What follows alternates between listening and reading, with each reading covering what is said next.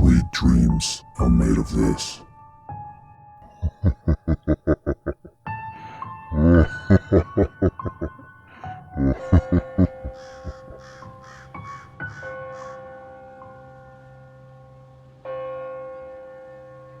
A few friends of mine were into exploring abandoned places and checking locations out.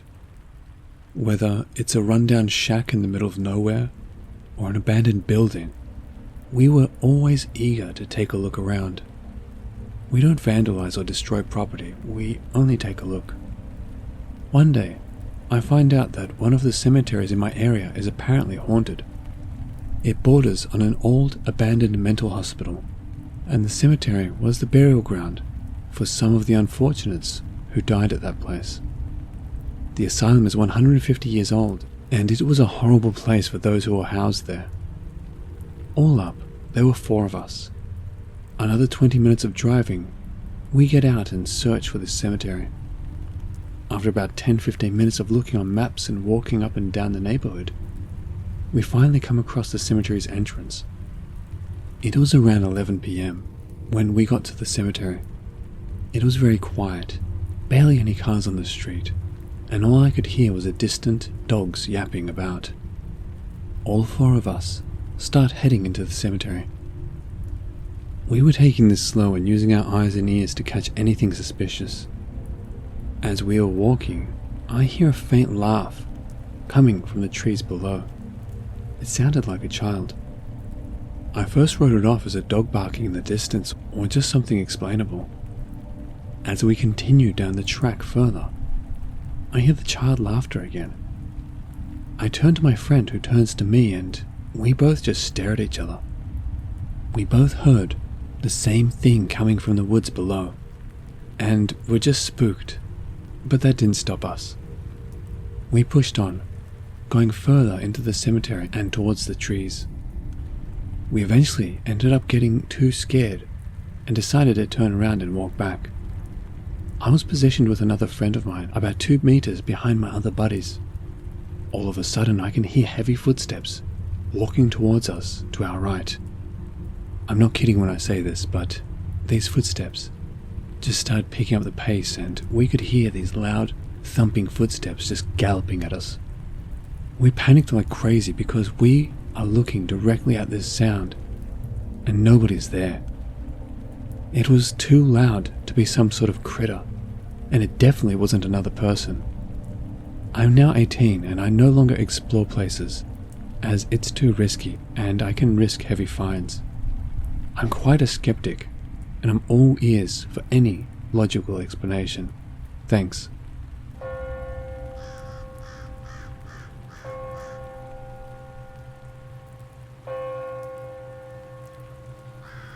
So this happened back in 2019, around November 2nd, I believe.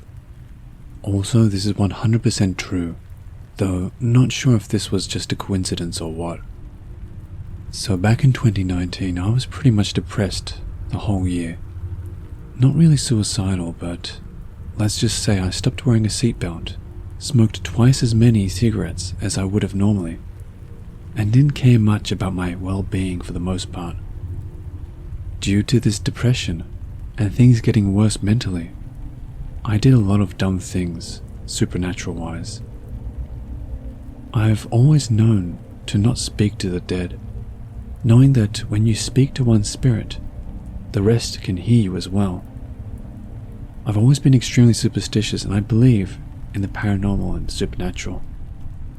Anyways, I live next to a huge cemetery and drive by it every day since it's right across from my neighborhood.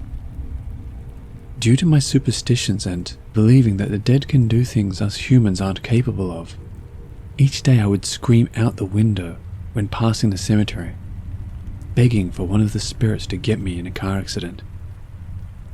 This habit started on November 2nd, I believe, so I did that each day while driving past the cemetery. Lo and behold, November 6th, I was driving to work at about 4:30 a.m. I go the same way every day and was coming up to a red light. Out of nowhere, and I kid you not, this was literally out of nowhere, I heard a loud honk from behind me and was rear-ended by one of those big white RG&E trucks that fix telephone poles and stuff. Since I was at the red light, it basically pushed my car forward into the middle of the intersection. And once again, out of nowhere, I was T-boned by some random-ass old man in a van with his wife. I was driving an '05 Nissan Sentra at the time, and it was completely wrecked. Literally demolished. And I had not one scratch on me at all. My knees were extremely bruised. I have no idea how that happened. But that was pretty much it. This also happened, literally, on the main road coming out of my neighborhood, about a mile down from the cemetery. There are never any cars this early in the morning. Maybe one, but even that's rare for the most part. Also, while I was talking to the old man, they lived in a town, literally 40 minutes away, and were driving to the park. The whole story is so weird, and honestly, it kind of creeps me out, but yeah. I was in an extremely bad financial situation also, and was stuck without a car for quite a bit. When I was driving by the cemetery begging to be in an accident, I meant that I wanted it to be fatal, so I think whichever spirit heard me or whatever, wanted to mess with me or something. I don't know. Take it as you will. Maybe this was an extremely weird coincidence, but if not, always remember to be careful what you wish for when speaking to the dead.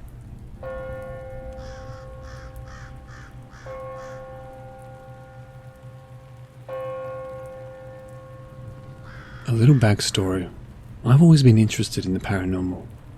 When I was in my younger 20s and I heard from a high school friend that she was possessed at the local cemetery and had witnesses, I decided to check it out during the witching hours a couple of nights later with a friend. This story isn't nearly as interesting as all of yours, but it definitely gave me some goosebumps. We got to the cemetery around 2:30 a.m. and began walking around. First to the tombstone where the possession happened, which is the oldest part of the cemetery. But nothing happened. We walked around to various other places, including a massive statue of an angel-like being, like 15 feet high, and got the heebie-jeebies. Nothing unusual. This cemetery is fairly large, and after this section we had one more we wanted to check out before we went home. At this time it was probably roughly 3:30 to 3:45. We approached the final section we wanted to check, slightly disappointed. This section is near the woodline for context. As we approach, we start to hear noises over by the woodline. Figured it is probably a rodent or something. Nothing unusual, but we check it out anyway, and don't find anything. Disappointed yet again, we turn to leave. I pass a grave of a soldier that died a long time ago. As I pass, I hear leaves crunching behind me, and my shirt is pulled back to the point it is stretched across my chest. Obviously at this point I'm freaking out. I turn around to see if a tree branch could have gotten me, but the only branch near me was about 6 feet above my head. I told my friend, and he said he didn't notice anything. I was in the Marine Reserves at the time. I feel the soldier knew that, and that's why it reached out. Nothing else happened after that, and we left. Like I said, nothing crazy, but that's my 2 cents.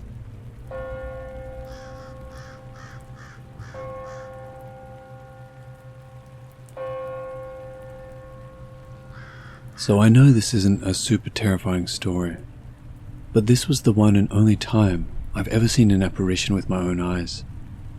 Background: I grew up in the country. We had lots of strange, bizarre things happen to us during that time. I lived in a house surrounded by fields and forests, and no cable or internet, so I spent most of my time outdoors. This happened when I was in my early teens. My best friend and I were driving to go bring some food to my dad and his friend, who were working late at night on some scrap metal down the way from us. To get to where they were, There were two ways to go. One was the normal paved back road, and the second was a long, old dirt road that people didn't really go down. The dirt road was surrounded by trees on both sides, had some sketchy older abandoned buildings on either side, and a very old cemetery at the end. After we brought the food to them, we decided to take the old dirt road back as a joke. We used to walk that road every now and then, even though it creeped us out, but we tried to stay away from it at night. We were both laughing about how the other one was too scared to go down it. She was driving and we were laughing and listening to music when we made the turn onto the road. It was a right-hand turn, so in order to make the full turn, she had to sweep her headlights across the cemetery. I remember looking at the graves, and that's when I saw her. It was an all-white figure in the shape of a female with a long dress and long hair. She was standing between the cemetery and the forest. I stared at her for what I felt was 5 to 10 seconds before she vanished, and then I continued to stare at the spot for a good 10 seconds longer. Once I kind of came out of it, I realized that the car was stopped. I have no idea for how long. My friend and I were both very quiet, and we both kind of looked at each other like, what the hell? Neither one of us really said anything for a little while, but I finally asked her if she had seen something, and she said she did. Not wanting to say what I saw first, I asked her what she saw, and she described the figure exactly as I had. Interestingly, neither one of us were afraid. I remember when I saw her, everything kind of went in slow motion. Even though there was music going on in the car, it was quiet, and I definitely don't remember the car slowing down and stopping. I remember being in awe and thinking she radiated beauty, and she still crosses my mind to this day. I've been back there many times, during both the night and day, and I haven't seen anything like it since. Anyway, thanks for listening if you're still with me. It's nice to be able to share these stories in a serious way without people looking at you like you've lost your mind.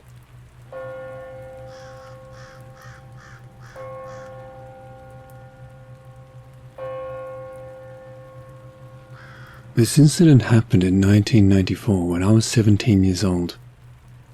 My friends and I, consisting of about 5 guys and 4 girls, decided to pay a visit to the Lim Chu Kang Muslim cemetery.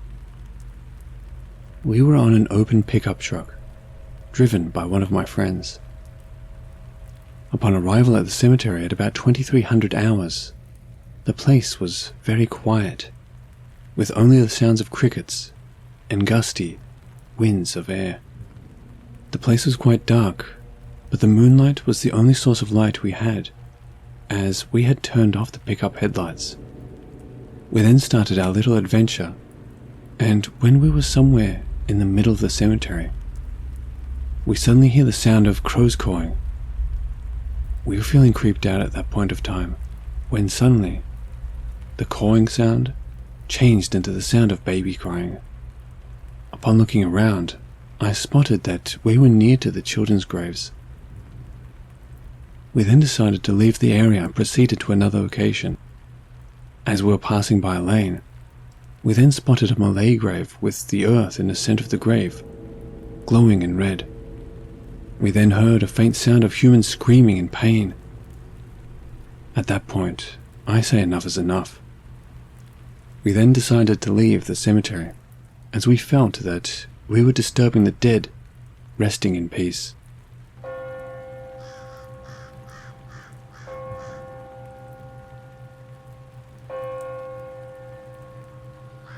So last year, myself and a good friend went on a haunted road trip of the Midwest. One of our stops was a place I've heard about since I was a kid, Dartford Cemetery. It was at night on the 4th of July, and a fireworks show had just ended, leaving the air smelling of sulfur. We parked under a streetlight a little bit down the road of the cemetery, to set up our equipment, GoPro, voice recorder, etc. We started on the side of the cemetery that has been known to have the most activity, with the mausoleum and the chief's headstone. After a few minutes of no activity, we start hearing footsteps and see the figure of a person walking towards us in complete darkness. Several moments passed until we crossed paths with this person, but both my friend and I wanted to keep moving past. As we approached the figure, they said, "What are you doing here?" My friend said, "Nothing, what are you doing here?" No response. To this day, neither of us can agree on this person's age or even their gender. I thought it was a younger man, but my friend saw and heard an elderly woman. Nothing but the voice shows up on our recording. What we both agree on is that this person had abnormally long white limbs. We kept on walking and the person disappeared from view when we turned around to look. We continued our investigation with the presence of this person in mind, but not in sight. We eventually came across the chief's headstone, where I placed a token of respect to him. When we looked back on the GoPro, shortly after this moment, you can hear a hushed, disembodied male voice say, "Run." Since we didn't hear this in real time, we kept moving on towards the center of the cemetery. Out of nowhere, I start hearing footsteps of what seemed like a dozen or more people in front of us. When I asked my friend if she heard that, she said she didn't hear a thing. Suddenly I told her I felt very surrounded and that we had to leave immediately. We got back to the path and ran all the way to the street, where I finally felt we were safe. But it didn't end there. As we walked back to the car, we saw that same person walking on the side of the street towards us. We crossed the street and avoided eye contact as much as possible. When we were just past them, we turned around briefly and they had their neck turned all the way around looking at us. We ran to the car, and all the way, I was holding the GoPro in order to try and get this on video. Strangely enough, the person did not show up on the recording, even when they were standing under the streetlight. We never saw this person take even a step off the cemetery grounds. Thoroughly spooked, we drove away with an uneasy feeling until we crossed the town line. Something is there. Even if that figure was a real person, I know there are many active entities at that cemetery. Side note, fellow ghost hunters, please remember to be respectful at sites such as these. Leave no trace, reach out politely, and remember, many of these souls have living relatives.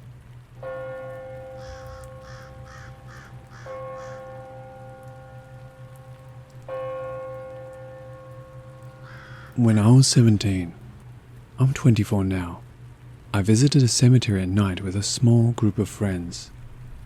We were just going to look at the graves, give a little love to the graves that looked like maybe no one visited them anymore, because they were from so long ago. We were not going there to hurt anything or mess around with the graves because we were, and most of us still are, very spiritual. I had always liked cemeteries and feel a kind of peace when I'm in one, so I was very comfortable there and relaxed. I think that may be why what happened at all. I was following near the back of the group, lingering on some graves to read what was written when everything, for me, goes blank. The rest of what happens is what my friends told me about hours later. Heh, this one's mine, I called to the next nearest person in my group. He turned around to laugh and tell me to quit playing around. When he stopped, I shouldn't have died, really. It wasn't my fault. What do you mean? He asked, getting my other friends to stop and walk back to me. Well, you see, I was playing in the barn with the kittens, and the man came in with a gun and bang. I don't even think they would have believed I wasn't the one speaking if the voice coming out of me hadn't been so much higher pitched and had a very, very country accent. I don't know why he did it. He was my daddy's best friend. For the next 2 hours, I led them around the cemetery, pointing out graves and telling them about the people buried there like I knew them. One of my friends had had her phone out to use as a flashlight and recorded everything I was saying so they could face check when we went back to the house we were staying at. Eventually, I stopped again, frowning at a headstone. This is my brother. He got to live a long, long time. It's not fair. I wanted to live too, I said, stomping my foot before just collapsing on the ground. I didn't wake up until we got home that night, and I remember I had the worst headache of my whole life. My friends showed me the video.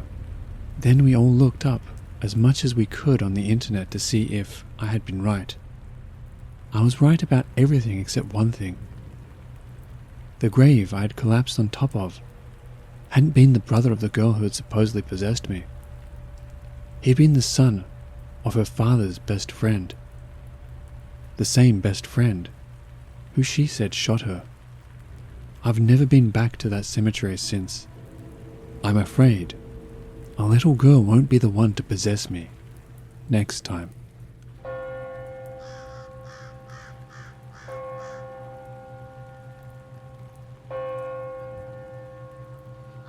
I currently live in Jersey with my best friend after being kicked out by my mother on Long Island for beating my pedophile brother.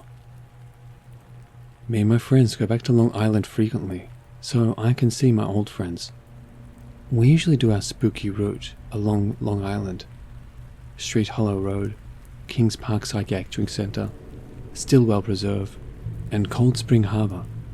Nothing out of the normal happened. We weren't looking for anything scary. We just used the spooky route as an excuse to drive around. We were calling it a night after we drove around to Cold Spring Harbor and put in my friend's address to drive him home. We're following the GPS, and to the left of us is a cemetery. No big deal, until we pass by it, and the entire Mother Mary statue is abnormally lit up, as if it had spotlights all around it, but light only shone from the one right in front of it. The statue almost looked fat, as if Mother Mary and Buddha had a child, and there's 2 people in front of it. One is kneeling, the other is in front of the statue. Both me and my friend driving asked out loud what the hell 2 people were doing at 12 a.m. in a cemetery standing still. I suggested they were praying, but no answer sat right with us. So we turned around. We parked on the road, cemetery now to the right of us. I'm closest to it, in the passenger seat. I swear on my life, we yell at the 2 people, and what looked to be their clothing froze in midair. One of them had something similar to a veil, and it literally froze in midair unnaturally, after waving as if there was wind. The other had a blanket over them that did exactly the same thing. When they didn't reply, me and my friends got really curious if they were statues, since they didn't look like statues and were in weird positions for statues. We pulled into the parking lot for the cemetery at the front and aimed our headlights at the 2 figures. I can't explain this part properly, but they morphed through themselves to turn around. They never physically turned around. Their backs phased to their fronts to look at us, and all of us in the car got an overwhelming feeling of dread, evil, and panic. We left promptly, got down the rest of the road we were originally on, except our friend's GPS decided that it would be great to reroute us back to the cemetery, which we never put in. We didn't even mark it on the map or anything. We just wanted to get the hell out of there. Even trying to re-enter my friend's address still led us back to the cemetery. His phone has been messed up with location ever since. We went back the following week to ask around during the day if maybe they have a cult activity or anything paranormal that happens on the grounds, except the only dude there saw us pull up and locked himself inside the office.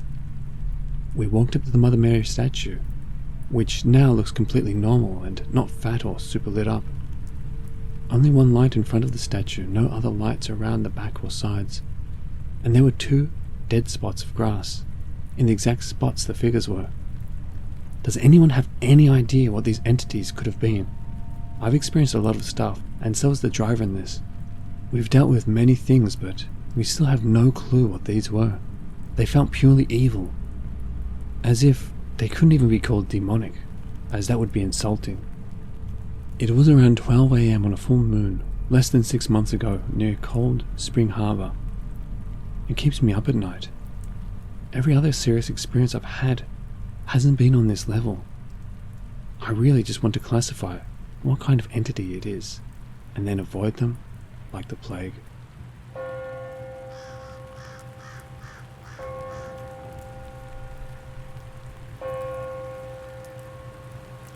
My grandma is from a small village in China and sold fish for a living a long time ago. She once told me a story about a fish demon in the water.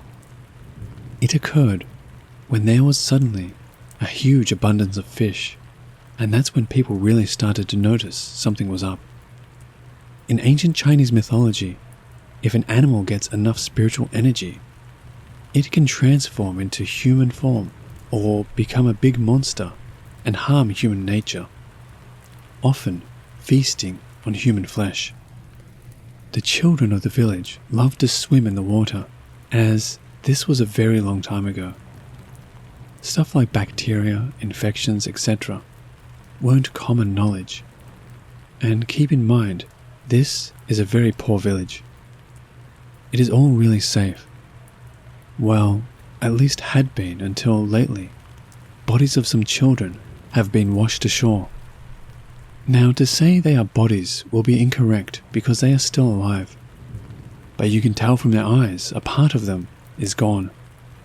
It is said that the fish demons eat children's souls, taking away all their feelings and memories, and the children are essentially walking zombies. Many of them later walked back into the river and drowned, whilst trying to lure other children in the water to play with them. Some have said they became a subordinate to the fish demon, a slave to bring it more meals. As it was still a young demon, it could only feed on children, but as time passed, the demon got stronger and its powers were strong enough to feast on adults. There is more to this story. I will keep updating when my grandma is able to remember more. She said she was one of the children who were taken by the fish demon, but her mother somehow got her back. I will keep updated when I find out how.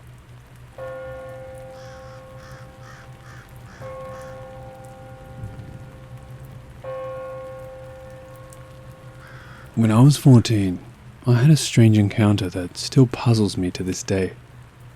On the weekends, I'd sometimes go to my mother's place. My parents are divorced. The house she lived in was converted into several small apartments. It was a creepy old farmhouse. The house was at least 150, maybe 200 years old. My mum told me off and on of strange sounds she'd been hearing and seeing things in the corner of her eyes. Feelings of being watched. This one particular evening when I spent the night, I brought my Nintendo 64 because my mum would go to bed early and I'd still be up for a few more hours. I still remember to this day what game I was playing. WWF No Mercy. I was sitting cross-legged on the floor, playing the story mode. I just finished a mission in the game and set down the controller to the left of me, behind me. Directly behind me was a recliner. I'll never forget what I saw next. I went to grab the controller, and I saw what appeared to be a hoof, like a horse next to the controller on the floor. Insects and blood was coming out of the sliver that separated the hoof. I thought to myself, how strange. I slowly glanced up, and this demonic figure was staring back at me. It leaned down towards me. Its face got down on my level, and it grinned the most evil smile. The eyes, black, face red, blood was dripping from its teeth. It was so surreal, I immediately went into a panic attack and blacked out. I learned later it was the fight or flight response. Several seconds later, I came to, laying on the floor. I could barely move. The demonic figure in the chair laughing at me. It was as if my fear and energy had been sucked dry from me.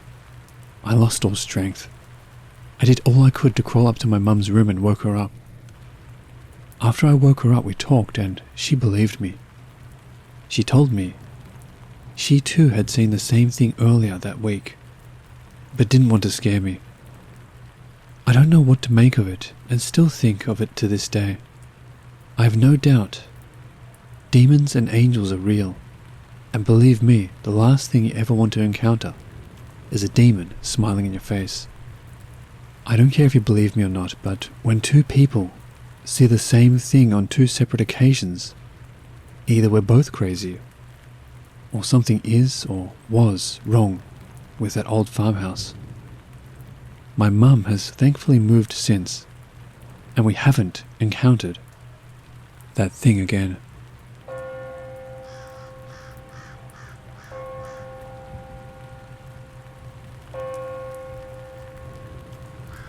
My boyfriend and I decided yesterday to help my father move into my grandmother's house.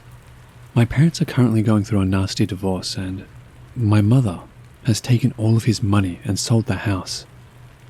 He was kicked out the day after the divorce was announced. My mother tried to keep us from my dad by telling us how horrible and awful he is. Neither of us like my mother, and she's a compulsive liar, so it was a no-brainer that we would help him with everything. My grandmother's house has 3 bedrooms and a large basement with a crawl space and storage room. My grandmother is the sweetest and kindest lady you'll ever meet, and was super happy to have my dad living with her again. My grandfather recently passed away from C. diff, which is a horrible bacterial infection. He essentially bled out through his intestines after they burst. We were all able to say goodbye to him, but it was still a horrible death. For months before he died, my little cousin, 11 years old, my aunt, and I had nightmares about a large black figure coming to take my grandfather away. The figure was always in the basement, and it was always laughing menacingly. Whenever any of us would visit, we would avoid the basement unless someone else came down with us. All 3 of us have had paranormal experiences in the past, and we believe we are sensitive about these things. The thing in the basement terrified us more than anything. I had a similar nightmare the day after he passed. However, the figure already had my grandfather in its grasp. I hadn't been back to the house for about a year after he passed. The night before we went to the home to help my father move in, both my boyfriend and I had a terrible nightmare about the basement and the figure in it. I can't describe the primal fear that was elicited from the laugh of the creature. We went nonetheless. We arrived around 10 a.m. and spent all day unpacking the moving truck and getting my dad settled. We had dinner around 6 p.m. and I was asked to unpack some things in the basement. My boyfriend went with me and we took down a bunch of boxes. The whole time we were down there, we felt as though we were being watched. It didn't help that my grandma has a collection of Anne of Green Gables dolls and various other porcelain dolls in the room where we were unpacking. About a quarter of the way through the first box, one of the dolls fell off the shelf onto the bed. We put her back up and tried to shake off the nervous feeling we had. We kept hearing thumping noises from the storage room next to us, which developed into banging and pounding. My dad came down to see what the noise was all about, and just as he entered the basement, the pounding knocked another doll off the shelf. His face went pale, and he told us to come back upstairs. As we were headed up the stairs, we heard laughing from the storage room. This made us all book it up to the kitchen. My grandma heard the laughing and said, "Just ignore him, he'll go away." This made us even more nervous, especially when she wouldn't elaborate. We were watching TV and getting ready to leave when we heard a loud bang in the basement, and my grandma asked us to check it out. She had been having troubles with her boiler and thought that that was what had banged. My dad, boyfriend and I all went down slowly and very tentatively to see what the issue was. We opened the door to see a mess. All of the boxes and jars in the storage room were tossed about, and in the middle of the room was an old-looking Ouija board. My dad grabbed my arm and pulled me back and shut the door as quickly as he could. He stormed upstairs and confronted my grandma about why there was a Ouija board in her storage room. Apparently, she has been trying to contact my grandpa. She was hearing and seeing things that she thought was signs that he was trying to talk to her. So, she got out the board that my dad and my uncles used to use and tried to talk to him.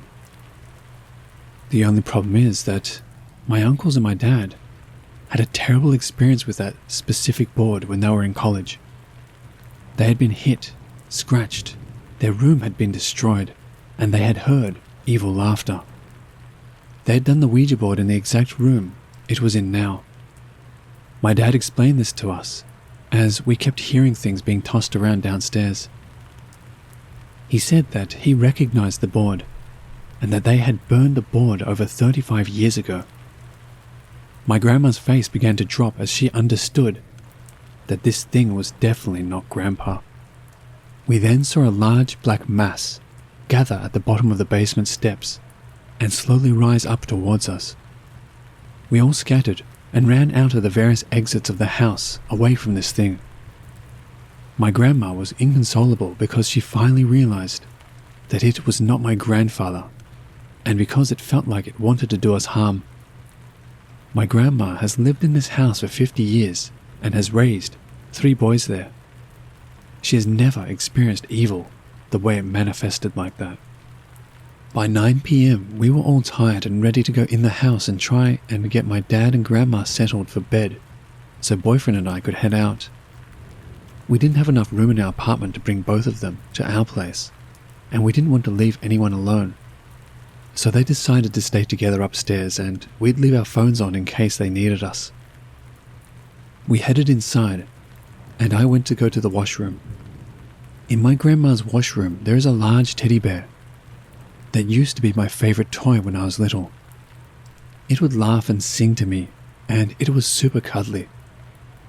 It was sitting above the medicine cabinet, parallel to the toilet. As I was finishing up business, I heard demonic-sounding electronic laughter coming from this teddy bear that hadn't worked in 20 years. I looked up towards the thing, absolutely terrified, and saw its head turn towards me suddenly. For reference, this bear never, ever, ever moved.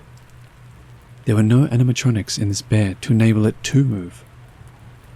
Even the stitching on the head of the bear should have made it impossible to move. I screamed as loud as I could above the noise of the laughing while this thing's head kept turning from side to side. The old oak door to the bathroom had locked on its own and wouldn't budge no matter what I did to move the deadbolt. My boyfriend ended up breaking the door down with my dad. The teddy bear continued to laugh maniacally for about 20 minutes before my grandma finally chucked it outside. My boyfriend and I got the heck out of there, and I don't think we will ever go back. I called my aunt and told her everything that had happened, and she told me she had a nightmare the night before about the demon figure in the basement eating me alive. I told my dad this, and he convinced my grandma to contact the local parish to do a blessing on the home. I have had my fair share of experiences with the paranormal, but this thing was utterly evil and powerful. I am very concerned for my dad and my grandma's health and well-being, but there is nowhere else for them to go. My dad's divorce left him destitute, and my grandma's other son owns her home and refuses to let her sell. From her reaction to the entity, I'd say this has been going on for a while. I believe she has invited whatever it is in because she thought it was her husband. She may have even ignored everything believing she was going crazy until we all experienced it with her.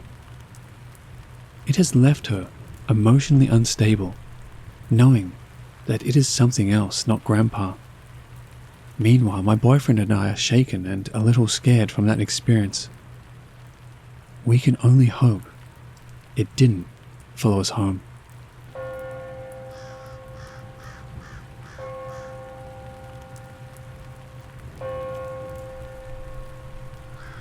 I was in 4th grade, coming home after a basketball game.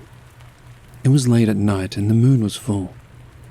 My pawpaw had picked me up and we went to Wendy's and I got my classic chicken nuggets and a chocolate frosty because he always treated me out to food. I still remember the blue jersey and my team name like it was yesterday. We were riding in the van my pawpaw owned back to my house and we parked across from my house in the backyard driveway. The way the gravel driveway is set up, it's wide and slightly long, and we had parked on the side further away from the side of my house. My door was facing that side of the house. I had gotten out of the van to go inside, so I grabbed my chicken nuggets and hopped out of the van, while my pawpaw was trying to get something out of the van. Just then I noticed something and look over, and there was the thing that would haunt me for years to come. It was a demon-like entity. As a kid, I have watched Ghost Hunters and all the alien shows, and had been informed into this world of the paranormal. But this was my first ever experience that led me down the path I'm at today with the dead and demons. It had a tail and long sharp claws, horns on its head and teeth that looked like razors, dripping a slimy liquid. The fur on its back was sharp and pointed off like it could cut me open with one touch. It was like a weird porcupine's, but it was thin and shaved in a mohawk style down its back. Hollow black sockets for eyes. I could feel its negative energy even as a kid. I knew it was bad, and it wasn't there for a great time. I watched it as it stood there, looking away, staring at the road we were just on like it had waited for us. I waited, speechless. I couldn't breathe, as my body slammed against the van like my life was being sucked away from fear. I watched as this demon slowly turns its head to look me dead in the eye. At this point, I waited for an attack or something to happen. As soon as it saw me, it ran around the house to the front like it was scared of me. Thinking back, I was a kid with such positive light and a kind soul, and I'm sure it saved me that night. I thought it was a cat till I noticed the shadow did not hit the ground but instead wrapped around the house like a snake. My pawpaw stepped out of the van and asked me if I was okay, like he knew what I saw. I would never understand why he seemed like he knew what I saw. That night stuck with me for so long, and I did not open up about it for the longest time. Time flies by and now I'm much older. I'm in college, about to finish and growing in life. I'd forgotten about the time I saw that thing. Well, one day, I'd met a guy through a friend of mine. His name was Logan. He said he felt like we were connected somehow, which I had no understanding of why. Logan was a demonologist. He had a long history with demons and exorcisms, and I thought his adventures were cool. Me and him hung out several times and we would trade stories about all the crazy crap that has happened to us. And I also helped him on a lot of his cases, since I had many talents to provide, such as talking to the dead and being psychic. One day, he had told me of a friend of his who had a horrible demon attached to him. I thought it was interesting to hear of the story and asked more on it. Supposedly, Logan had done some alchemy to try and trap the demon, but it had escaped and was trying to harm him. Me being able to see the dead, he needed my help to find secret roots to trees and help him capture this demon. I was hesitant at first, and I wasn't sure if I was ready for such a high task, since I finally started to get somewhere with my gifts. Well, I agreed. We gathered the roots and prepared to do the ritual to trap it. We set everything up and we started. I was fine, but all of a sudden I blanked out and got a vision. I asked him for a piece of paper and started scribbling and drawing uncontrollably, like I wasn't controlling my hand. I have these normally, and at this point Logan was used to it. He knew I was seeing a sign, someone or something. I stopped and looked down at what I drew. On the paper was the hollow sockets, the horns, the teeth, the fur. The demon who had come to me when I was young. His friend's demon was my demon. I had seen him first, way before that poor boy had become possessed by him. Logan had seen it once before, and I showed him the drawing. His eyes widened in fear, and I knew what I had drawn was what he saw. He shook his head. He was freaked out. I told him the story of my childhood and what happened, and he told me more details on the demon. As he was talking, I felt 3 finger-like pressures run across my forehead. I asked him what the 3 fingers thing I felt was. When he had done his research, the demon harms you with 3 scratches, but it seemed like he wanted to hurt me, but he could only do pressure. It seemed like I was too strong. When I heard that, I got a nervous jitter. Oh God, he remembers me. That's when we finished up the ritual and trapped it because I was done with this demon and wanted it gone. To this day, I still get a feeling of him when I think of the jar we trapped him in and my memories. It's like he is trapped in my head, a piece of my mind, my own Build-A-Bear demon. And that is the story of my childhood demon, returning for a visit. An update. It's been a while since I wrote the first part to this, and boy, have things been interesting since I last wrote. First, I want to start with the actual ritual itself we used to trap the demon, so the story makes more sense. The ritual we used was an alchemist ritual. It took a large jar, iron, liquid, a rock, nails, sigils on the floor, and the biggest ingredient was a drop of blood from the person performing the ritual, and a personal sacrifice from them. No, not animals or anything wild like that.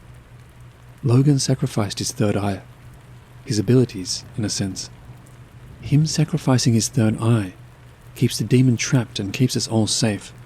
This plays into the long run of this update. Flash forward to now. I'm married, working on my 2nd degree, and have moved states away from where I originally was. So a lot has changed.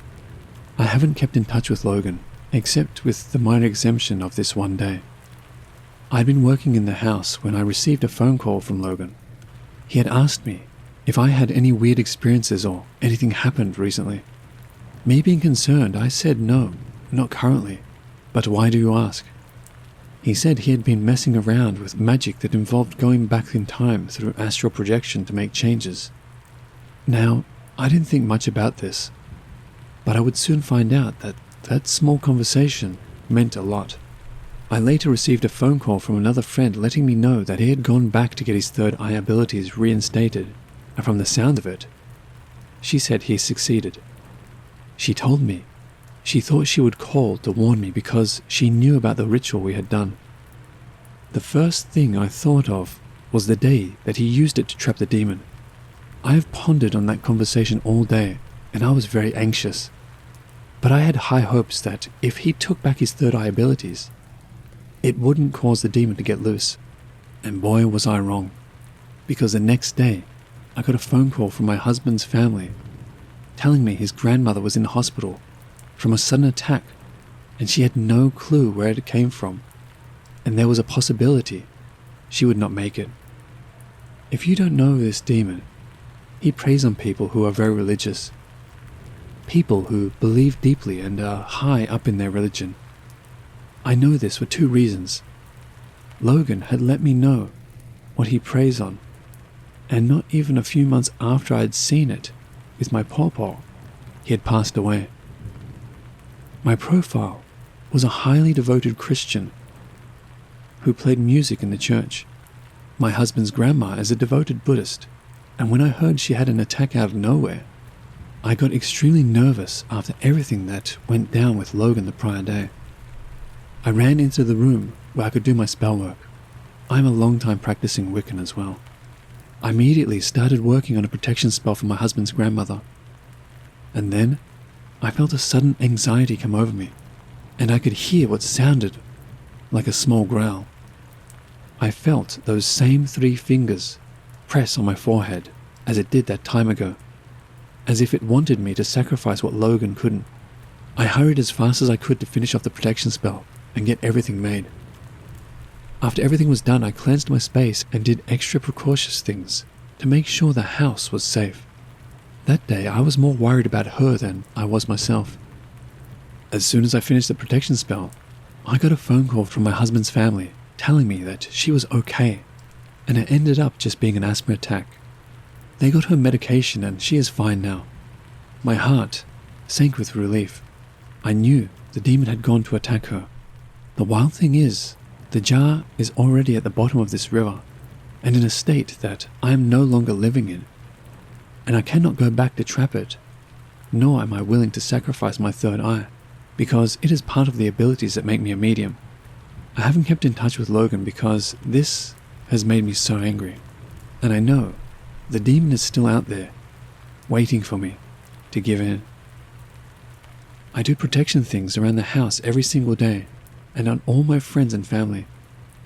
I don't know if I'll ever see the demon again, or if he'll come to visit me when my time is up. All I know is, he's out there, somewhere, free to roam, and free to continue taking those who he wants to devour.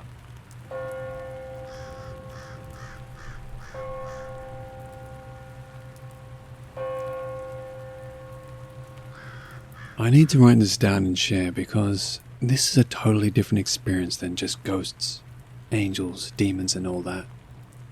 I feel like you'll very much be intrigued and confused if you can listen to this entire story. This is a long story about an entity I've had attached to me for roughly 2.5 to 3 years now. And honestly, I'm so heightened to the experiences that I was never really terrified or wanting to cleanse the energy away. I seriously believe that whatever this entity is, it was never human or part of our realm. I will go more in depth later in the story, but this creature almost mocks the Christian ideologies of angels and demons. This entity is not negative nor positive, and I believe it does not have a gender, although I feel a more masculine presence over a feminine one. So let's begin. The first experience I ever had with this creature clicked in my head and has made me shift my idea on how the entity became attached to me. At first I believed it was because I used a Ouija board, and a few days later I noticed the presence a lot more, but no. I have later remembered that I did a guided third eye meditation which is no longer on YouTube, and I'm glad it's not, because if this happened to someone who wasn't as capable with energies, I would be very worried. The meditation I did about 4.5 years ago was very strange. I remember laying down in my bed and listening to the voice on the video. It asked you to start breathing in a very strange way. You had to almost have a shaking breathing style and listen to audios I've never heard on any other guided or non-guided meditation, and I have participated in endless amounts of them. During the meditation, I felt and envisioned a large black hand with long nails on the left side of my chest. It felt as if I was sitting up in my bed, and I could feel the hand push me gently back down onto the bed. I didn't want to break the meditative state, and even though my heart began to race, I continued to keep my eyes closed, and I followed to the end of the meditation, when I could hear the voice giving cues to wake up again. After sitting up, all I could see was a strange purple aura around everything I looked at. This comes into play later. After that meditation, I never really noticed the energy or hand again, until fast forward a few years when I was using the Ouija board. A few days after using the board, I started to feel a very angry masculine presence on the far corner of my garage, the same garage I used the board in. I paid no mind to it really, at first, due to the fact that, since I was a child, I've been having experiences and feeling energies, so at that point I was accustomed to it. The energy started to become more comfortable with my presence, and I began to no longer feel that negative energy. I can feel a very heavy energy in my stomach and chest, but it is no longer dark and negative. After a few months of feeling the presence every day, it began to, for lack of better language, try to mess with me more in a childish yet more powerful way than I've ever felt any other energy do. This energy I strongly believe is the most powerful I have ever personally encountered, and possibly will ever encounter. The entity would always be behind me when I was walking to the garage door to leave. Many times I would go to open the door and it would close itself. I could feel the entity behind me and I started to talk aloud to it from then on. I don't get verbal responses that I can hear, or responses at all. It's more the entity will do something in response to my words, or will shift the energy I'm feeling as to give a response. The entity definitely likes to use doors the best when it wants my attention, but it has actually touched me, like the meditation, and another few times. I was with my friend at probably 2 a.m. in our small town, in the grocery store parking lot on our bikes. We didn't want to drive since it was summer, and we were taking in the fresh air. I closed my eyes while standing in the empty parking lot. I was hovering over my bike, and my friend was beside me. All of a sudden I felt those same black hands with sharp nails, gently on my lower back. I immediately opened my eyes and looked to my friend, who could straight away see something had happened. I asked if she touched me, which she said no, since she was beside me the whole time. She would start to sometimes feel the entity's energy around me. One time I was driving, probably a couple of weeks after the parking lot incident, and she saw the hand come beside my face while I was driving. That same summer we went on a trip together with 2 other people. There was a small pond near the Airbnb we were staying at, and it was about 3 a.m. We were about to go to the pond, and one of the people we were with yelled "Hail Satan" into the pond forested area. I told my friend after that the entity was planting the idea in my head that we shouldn't go in there. I was feeling super heavy, and as I said that, she had a look in her eyes that I won't forget. She mentioned she could see the dark entity wrapping its arms around my shoulders, as if to hold me down to not go in. We went to the pond area anyways, as a light from a utility shed kept flashing on and off a total of 3 separate times. My friend and I knew we all had to pack up our stuff and leave the bench we were sitting on. We left the pond, and the next day the 2 other people on the trip who aren't very spiritually inclined or open to it left for the day, and my friend and I went back to the pond. We both had an overwhelming need to, for whatever reason. We noticed the bench we were sitting on the night before was a memorial bench, and the 2 others had disrespected that space, and that is why the entity was trying to get me to leave the pond that first night. Fast forward to after the summer trip to around October 2019. I started dating my significant other, and my friend from before was at my SO's house, with me and her boyfriend at the time. We were all sitting at the kitchen table, and the door behind us opened by itself. My friend looked to me and said, "Hey." So I replied, "That's not very nice, sir. Close the door."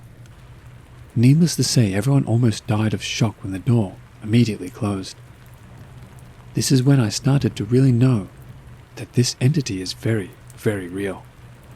It will do things in front of the people I'm around, and not just in front of me. That was what really stuck in my head. Other small experiences included the shower curtain blowing open when I was showering, the screen door to my house holding open once I swung it open and there was no wind. A door near my entryway always opens when I haven't paid much attention to the entity's presence and it wants to remind me. When I was watching the nun, he mimicked the hands over my face in the coffin scene to mock the Christian demons and movie. And I could go on, but I think you get the idea. This entity, I notice, has a purple aura, which is what made me realize that it was attached to me, most likely because of the meditation. Anyways, this entity's still always around me. Just yesterday I got goosebumps and chills all over my body when I was in a down mood, and I could feel the entity directly behind me, not trying to drain my energy, but I was feeling very alone, and it was almost like it was trying to comfort me. I've decided that I'm not going to try and cleanse this energy away, and I'll let it stay for as long as it feels like. Since I'm not being drained, it's not hurting anyone, and I see no need to detach the entity if it doesn't want to go and isn't doing anything. It's been attached to me fully for up to 3 years now, and it's a normal part of my daily life. I'd love to know what you think of this. Any comments or questions would be appreciated.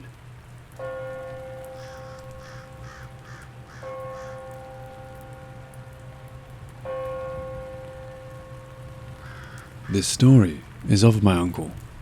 His name is Verma, and this incident happened 10 years ago.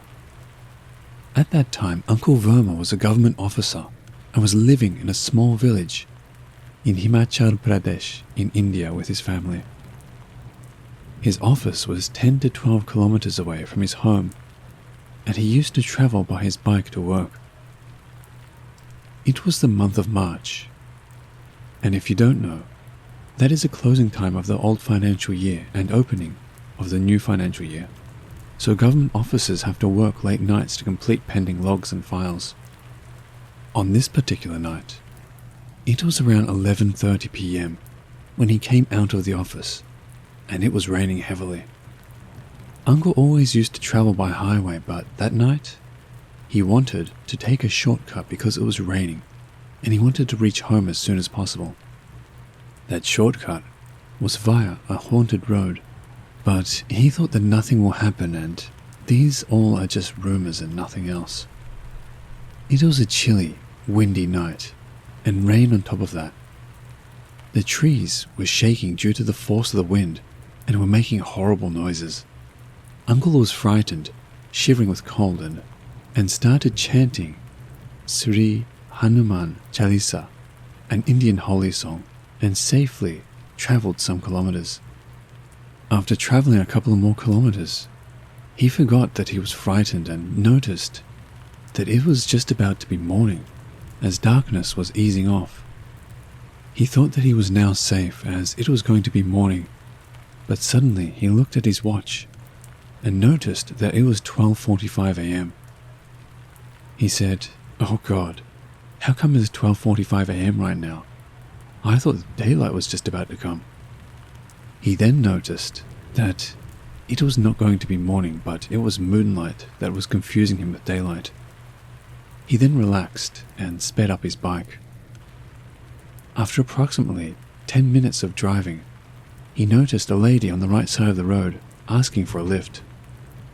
At first, he thought that she is in real need, and then suddenly something struck at his mind and he again sped up his bike. Then again, after driving for 5 minutes, he saw the same lady asking for the lift. Mr. Verma said, "Oh my God, how come she is here again?" as she was there at half a kilometer back.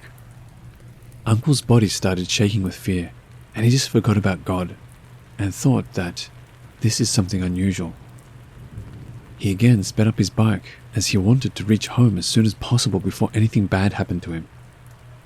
After some time, again, he noticed the same lady appearing and asking for the lift. And this time, she screamed for help, saying, "Please help me. I'm lost here. Please stop." She was wearing a red sari with heavy jewelry, but Uncle did not stop and said to himself, "I'm going to die today." The lady started running with the bike at almost the same pace and started saying, "Vermaji, please stop and take me with you. I want to go home." Uncle was more horrified when she called his name. He was driving the bike at a speed of 60 to 70 kilometers per hour at that time and was shivering like hell. Uncle sped up, but it was not possible as there was some strong force from behind that was stopping him from racing his bike. The lady started laughing and crying at the same time and said, "I died at the same road many years back, and it's your time today."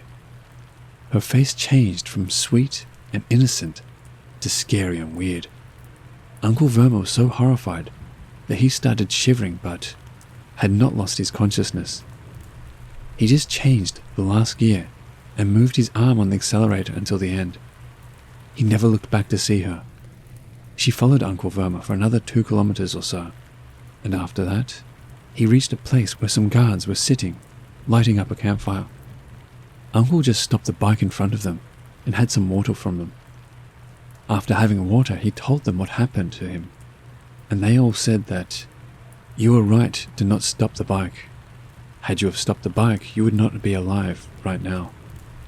The oldest guard told Uncle that, "I've been living here for the last 10 years, and in these 10 years, I've heard about more than 50 accidents of cars and bikes on that haunted road."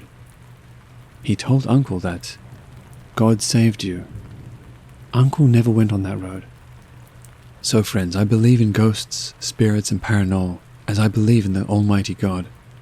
It's all creatures of nature.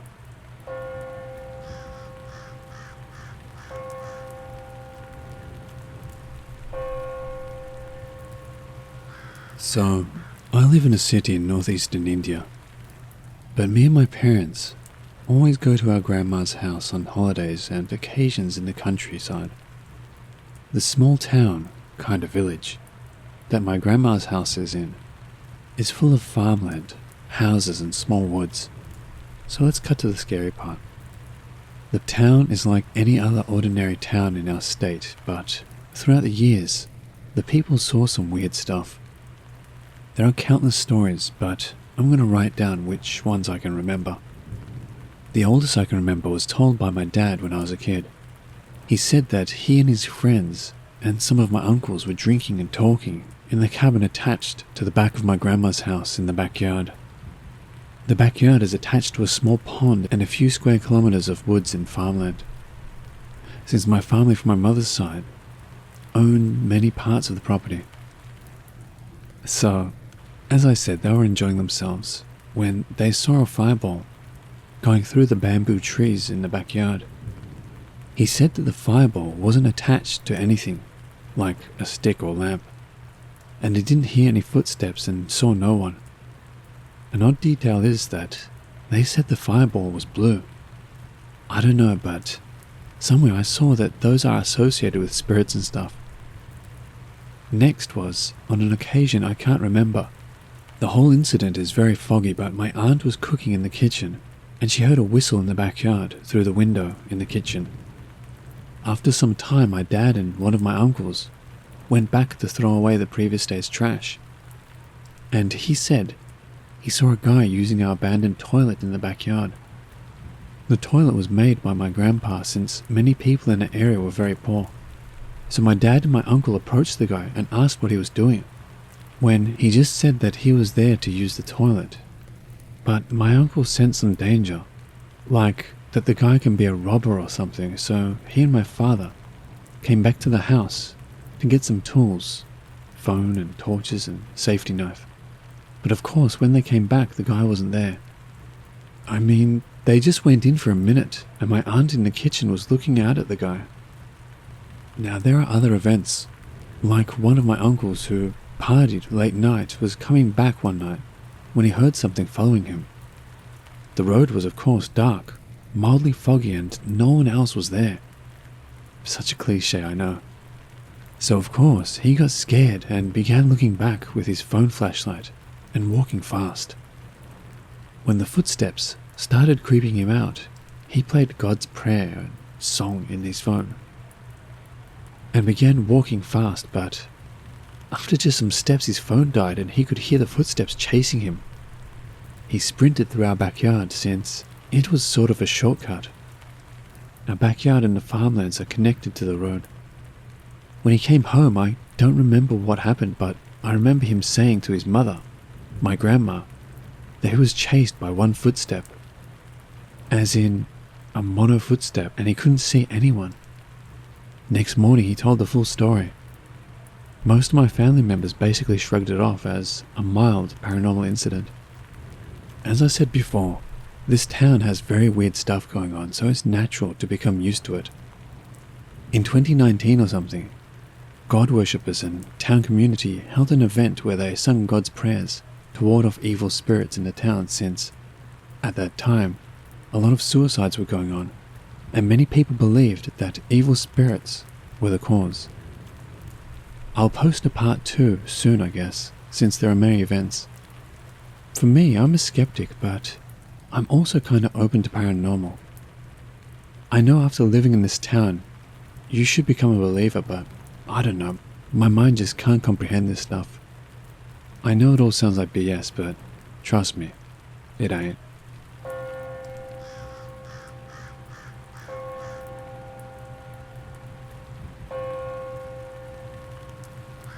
I'm from Bangalore, and this thing happened to me recently. I am a final year engineering student. There are lots of festivals taking place in engineering colleges, and most festivals are organized by the final year students. So I was the head coordinator of one of the national level festivals in our college. A lot of things needed to be taken care of. On the previous day of the festival, we were finalizing all the things. We all were working endlessly throughout the day, so almost everything was done. The only thing that was remaining was we had to produce a movie which was supposed to be displayed at the opening ceremony as an introduction, and some editing was needed. Around 8 to 10 of us were working together for that short film, and it took so long to finalize the movie. When we looked at the clock, it was almost 2 a.m. So myself and my 2 friends, who happened to be my roommates, used to stay outside the college in a flat, around 2 kilometers from college. Everybody who was working with us went to the hostel, and unfortunately that day, we didn't get our bikes because earlier in the morning, someone had picked us up to go to the college. So when we came out of the college and were seeking cars to hitch with, there was no one on the road. Just the double road and streetlights. So we decided to walk to our flat. We were discussing how awesome the day was that we were going to have tomorrow. After about 5 minutes of walking, I just turned behind and there were 2 dogs behind us.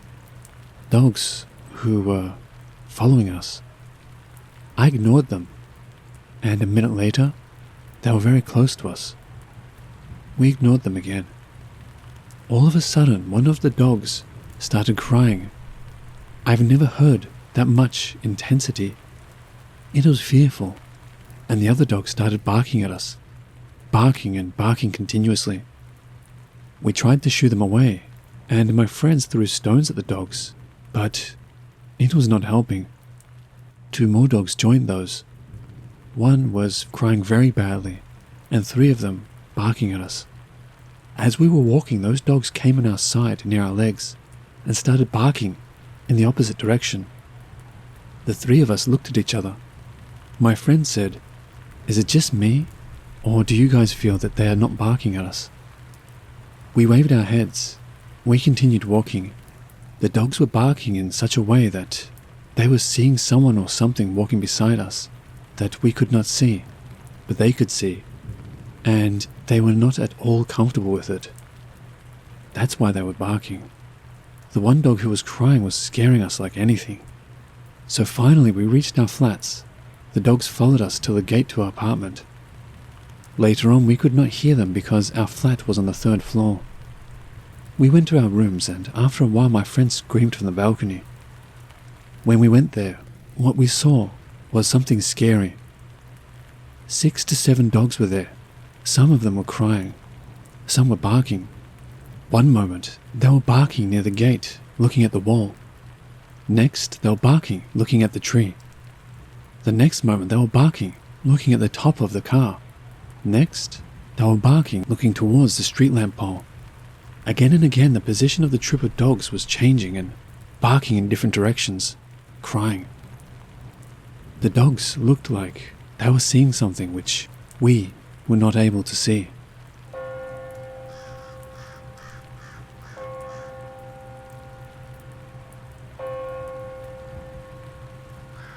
This story was often told by my nanny, mother's mother, and I think the story was passed on to her by generations. Spoilers, it might get a little long, and my apologies for my English, as it is my third language. Let's begin. This story belongs to the medieval times when there used to be kingdoms in India. There were infamous gangs of thugs, also known as dacoits and or bandits. They used to rob innocent travelers on isolated roads, many times killing them. The kingdom of Marathas, now known as Maharashtra, state of India, were frustrated by one of such notorious gangs of dacoits consisting of 5 to 6 members and had a bounty on them. So these dacoits had a big loot one day and decided to take refuge in an old house called the Wada, an old house structure mainly popular in Maratha community, and split the loot. The Wada was situated slightly out of an abandoned village in the middle of the jungle, and the area was avoided by other nearby villages due to the haunting stories. A perfect hideout for the dacoits to pass the night. But it was not just an ordinary night. It was Amavasya, a new moon night. It is said in India that most of the paranormal activities are enhanced on this day. On top of that, it was raining. All in all, a deep, dark night. The dacoits were happy and celebrating their victory. Some of them were even drinking in one of the inner rooms of the Wada, with one single oil lamp for light. As the night was slowly passing by, during their conversations and laughing and arguments, some of them started hearing a very low and strange voice of a lady singing. The song was something of a lori, kind of an Indian lullaby which the mother sings. But they ignored it, as they first thought they are just hallucinating due to alcohol, or it's the raindrops, or simply night creatures making weird noises. So they continued their talking, but after a while the voice of the song became prominent. Even the one who didn't drink started hearing the voice. So 2 of them went to check the house with a hunch someone might be spying on them. But they found nothing. At last, all of them came to a conclusion that they are just hallucinating and started their little party again. The celebration slowly started to grow into an argument as to who will keep what. The greed started playing its part. The argument started to turn to conflict, and the voices of them arguing started to break the eerie, deep silent night. When all of a sudden, out of nowhere, a loud noise of a small baby crying came from a deep, dark room around the corner. All the dacoits, who almost drew their weapons to fight, froze. All of them started looking at each other, shaking with fear, and one of the gang members indicated their leader with his eyes of what to do. The leader, a man in his 50s, a hardcore criminal with a nothing to fear attitude, not knowing of the situation he was facing, snapped out of it and shouted angrily, "Who's there? Come out, or we will come over there and kill you and drink your blood." For a moment all the dacoits were holding their weapons, staring hard to see if they can find someone in that room. They got some courage because of the leader's words. The 2 of them, who checked the Wada earlier, and who happened to miss out on that one single room, looked at each other and decided to check the room from which the voice came. As soon as they took 1 or 2 steps towards it, the cry of a little child started again, this time more prominent and strikingly, and all of a sudden an angry loud voice of a lady came from that room. "How dare you wake my child up? Don't you see my child is trying to sleep? Get out of my Wada." It was at this moment all of them realized that they have disturbed something more sinister, something which they cannot kill with their mere weapons. All of them went into flight mode and started running in whichever direction they could. One of them died on the spot due to shock. All of them started shouting loudly in panic, "Help, Mother Kali! Help! Help us!" The cry was the same as their victims would use during their loots, as if karma came to bite them back. All of them running into different directions due to panic and lost their way to exit the wada, with no lamps to navigate or any source of light whatsoever. A simple, big old rusty house became a maze for them, but somehow they managed to escape. One of them, who knew the nearby village, somehow managed to reach there. Coincidentally, a unit of soldiers who were tracking the decoys were in the same village. They caught him immediately, or rather, this terrified thug, who was wounded all over due to cuts and bruises because of running in the jungle crazily, surrendered immediately. Shaking with fear, the decoy told the whole incident to the soldiers, even though it was a good opportunity for the soldiers to track and catch them all by the night. They decided not to do so as they were scared too. No one had the courage to go to that wada, so they decided to visit it when the sun rises. The villagers who were listening to the decoy started chanting mantras and praying to gods. One of the elderly, who knew better, then told the reason behind the voices in the wada. Long ago, there lived a rich savkar, rich landlord, in that now abandoned village. The savkar, being a middle-aged married man with kids, started an affair with a poor young girl and made her his Raquel, or mistress. He kept her in that wada, which was slightly out of the village, but the girl wanted to have family with the man and hid the truth about her pregnancy. When the savkar found out, he panicked, as it would be against the society. Still, the girl insisted and they let the child be born secretly. But soon enough, this secret was disclosed and Savkar's family came to know about the truth. It was said that the girl was killed in that very house, along with the young-born infant, with the bodies never to be found. A strange disease soon followed after the disappearance of the mistress, killing many children. People thought that it was a curse of that woman, and tried each and every puja, godly prayers, to remove it. But it came to be of no use. People started leaving the village. It is said that the savkar got robbed of all his wealth. His family left him and he died a horrible death too. The sun soon rose, and the soldiers, along with the decoy and a few of the villagers with a pujari priest, went to the wada. To their amazement, all the loot was still there, along with the dead body, with a horrified look in his eyes. The decoy immediately identified him as the leader. The soldier quickly recovered the loot and the body and got out of there. It is said that all the decoys got caught after a while, and they all shared the same story of the incident, and thus a strange justice was served. I think the decoys and the landlord got what they deserved. I'm sorry that I don't have any actual evidence of whether this story actually happened or not. As I mentioned earlier, this is a kind of folktale passed on to generations, but I do trust my nanny, as she surely kept me up all night scared with this story when I was a kid.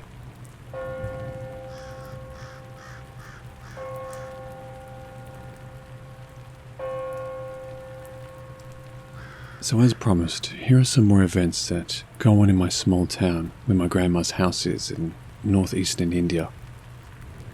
So one night in 2017, I was laying in bed in the master bedroom when we heard cows mooing just outside the house. When my dad, out of nowhere, said to my mum that the cows were mooing for a long time, which is a bad sign. When I asked what he meant, he said that it's a sign that a bad demon is nearby, and he said that it can actually kill someone. He said the name of the demon, but I can't remember. I chuckled and thought how stupid it was. I mean, the cows just might be hungry. But maybe I was wrong. See, my dad is a half skeptic, but he did see some weird stuff, so it kind of turned him into a half believer too. So I slept like a horse, and I woke up around 2-something a.m. When I tried to adjust myself, I wasn't able to move. I was confused, but after just a few seconds, a dark figure opened the bedroom door. and it was coming towards me. My heart just kept on pounding like never before. As it came to the side of my bed, I could see the dark figure's shadow on the wall. It was a female. The hair was floating or something. It then shook the bed, and I tried with all my strength to look towards the figure. I was facing the wall. I know maybe it was brave or something, but now that I think of it, it was reckless. As I faced the figure, I expected to see nothing, as I know what sleep paralysis felt like, but I was wrong.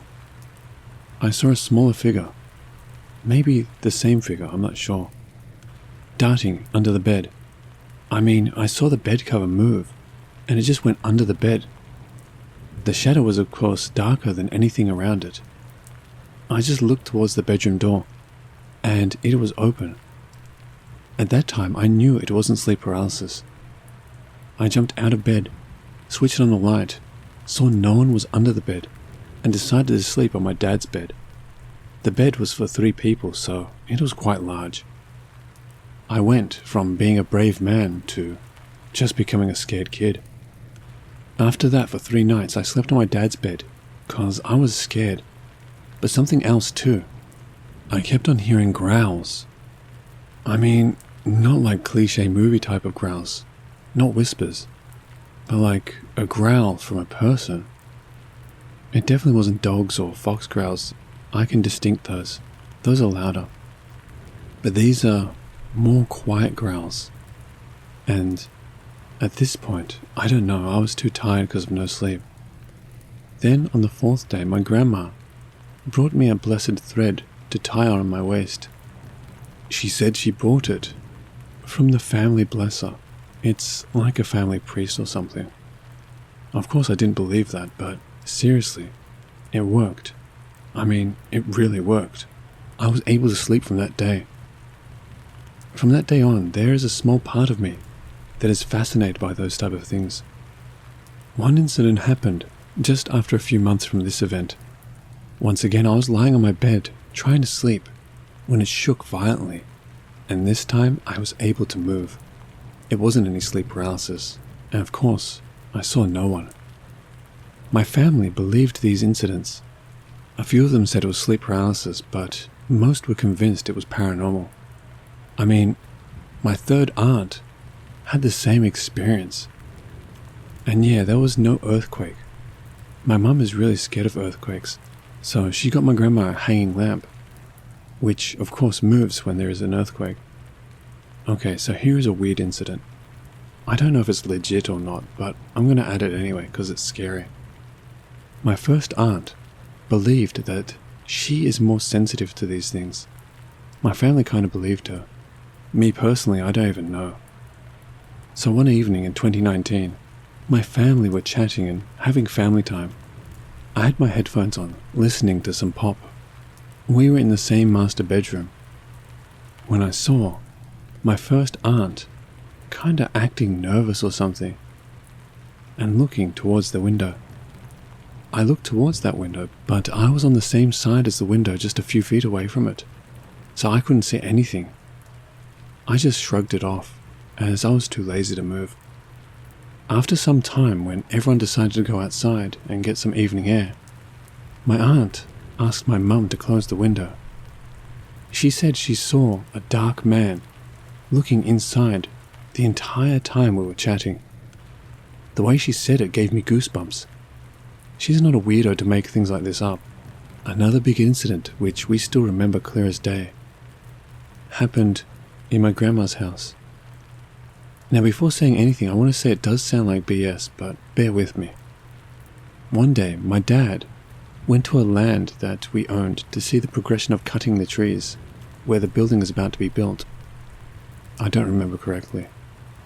When he came home, after some time my mum started feeling sick and overheating. She said when she closed her eyes, she could see a man's face. Of course, they called it a possession. I was dumbfounded.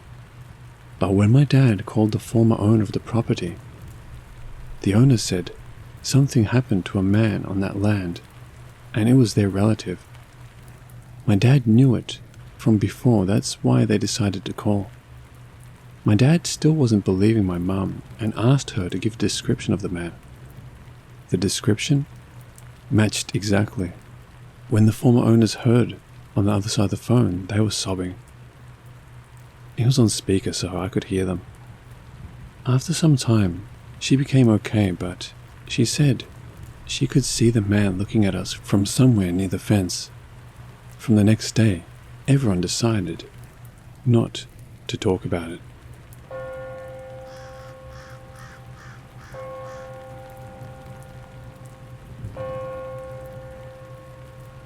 I am from India, eastern part of the country precisely.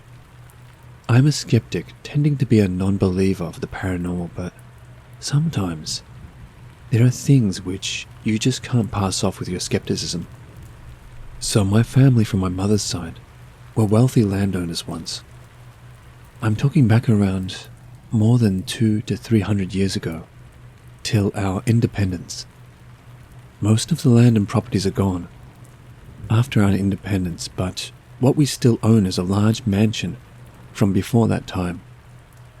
Now, this is located in a village in the rural Chotanagpur plateau of the Indian subcontinent, and it's also the last house before the land opens up to arid, sparsely vegetated landscape, along with some hillocks in the distance. This land still belongs to us, so it was used for agriculture, but not anymore. Now, being the last house itself is scary, but couple that with it being a 500-year-old mansion. When I was younger in the 90s, our family used to visit the place every year in the winter. Summers are too hot and arid, and so did others in the family. My grandparents were 3 brothers and a sister, to have reunions of sorts. I always enjoyed the place, being away from the hustle and bustle. But gradually, the older generation passed away, and our families became distant as we too started to grow up. Now the important part of the experience is the mansion. The property had 3 buildings, the mansion forming one side, a much more recent building on the right making another perimeter, a cattle shed making another perimeter, and lastly a walled gate completing the perimeter, with an open courtyard in the center. Now, coming to the mansion, it had 10 rooms, huge ones, with 30-foot high ceilings and similar sized rooms. 5 in each floor, along with a toilet and a corridor leading up to the rooms. Now, the room in concern is on the first floor. It's the last room when one comes up through the stairs. I always had a creepy feeling going into that room, be it day or night, but sometimes I had to go in. But the full house always reassured me. I would go running and come out running too. On the walls there were old photographs, framed, and particularly one photo scared me the most. It was of a girl in her teens, a black and white old photo. But the creepy thing being it always seemed to look at you, no matter where in the room you were. The eyes seemed to move, and the photo I felt was alive. Now flash forward a few more years. In the summer of 2004, after my Class 10 board exams, I decided to visit the place alone. Previously, I'd always gone there with my parents. The members staying there at the time were my grandfather in his late 70s, an unmarried uncle, and the long-time caretaker cook. Just 3 men in a property of over 20 rooms. Now, coming to the rooms again, our building ended on both sides with round rooms. The one on the first floor was my grandfather's, and the other was used as a guest room. The uncle also stayed on the first floor in another room. The one on the ground floor was for the caretaker, and the others were kept locked. I don't know why. There was another room on the first floor that is kept under lock, the room adjacent to the creepy room. I tried to peek inside the locked room many times, but I could only see the old furniture and stuff dumped into it. I could swear that the room wasn't empty of presence, as many times I heard strange noises coming out of there, from moving furniture to groans. I hated going to the first floor alone, from as long as I can remember. So I was left with 2 rooms, only on the first floor. The other building had the kitchen and the living room. The other rooms were locked too. One other round room that overlooked the vast expanse of barren land from the windows, which were about 10 feet high. And many times I had witnessed odd things on the land that I couldn't fathom at that age.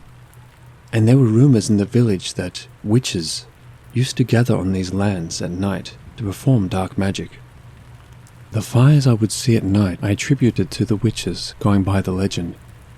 So I turned that room down as the fires were more etched in memory, and with that, ended up staying in the creepy room. Not having gone there recently, most of the experience I had forgotten. So it wasn't a problem when I had been put up in the room. But the photo of the girl was still there, and I had a similar chill run down my spine. But I was older and much more rational. I quickly put the thought away. In villages, nightfall means the end of the day, and most families would be in bed by 7:30 to 8 o'clock. Ours was no exception. Uncle, who owned a pharmacy, would return by 6:30, 7 o'clock, and we would have our dinner by 8, then off to bed. The room had a 4-poster bed, which seemed as old as the house itself. There wasn't much furniture, other than a table and an almirah, which had a huge lock on it. So I would get on the bed, but I couldn't sleep at that time. So I would spend my time reading anything I could get my hands on. But every time I would get immersed in reading, something would break my concentration. I cannot put a finger on what exactly it was, but again, it would take another 10 to 15 minutes before I could go back to reading. The first couple of days went by very smoothly, except for the reading part, and slowly I was falling into the early to bed routine. I unconsciously started spending less and less time in the room, apart from the sleeping time. I would wander about the village, taking the cattle to graze, but spend time in the house. Even the lazy afternoons were creepy now I think of it. But the things escalated after I started spending time away from the room.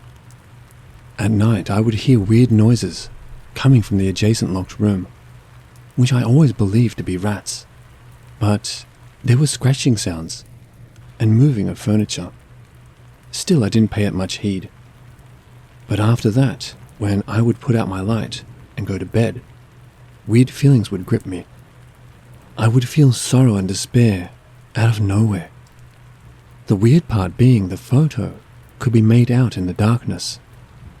I thought I could even see the eyes fixed upon me.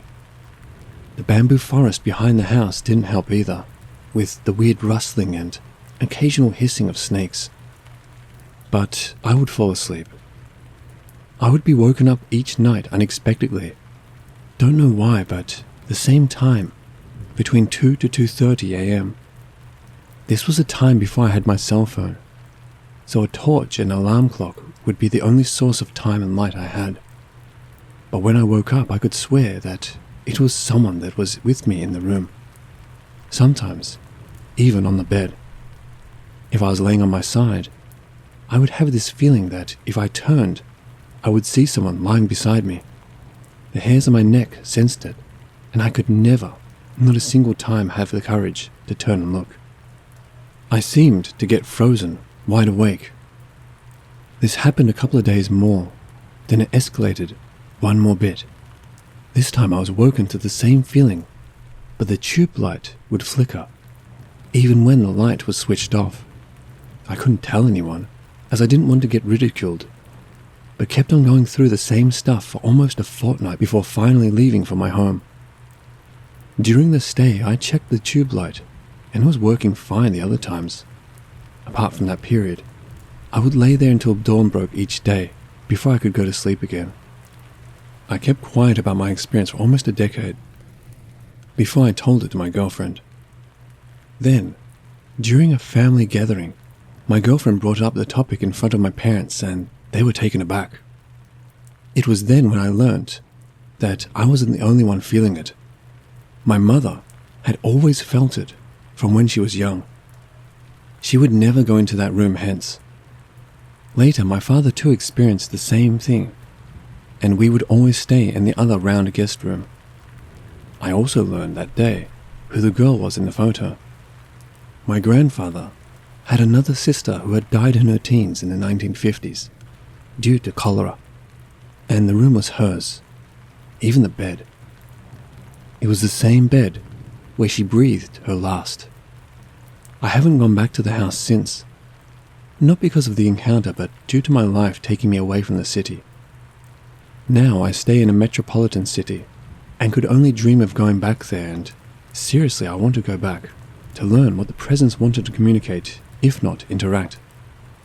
But I don't know whether my cynicism would help in the contact anymore. But I would love to go back.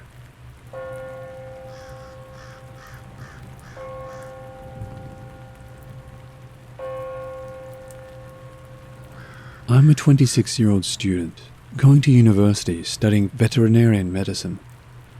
I was struggling financially, and when COVID-19 hit my country, I decided that I needed to find a job.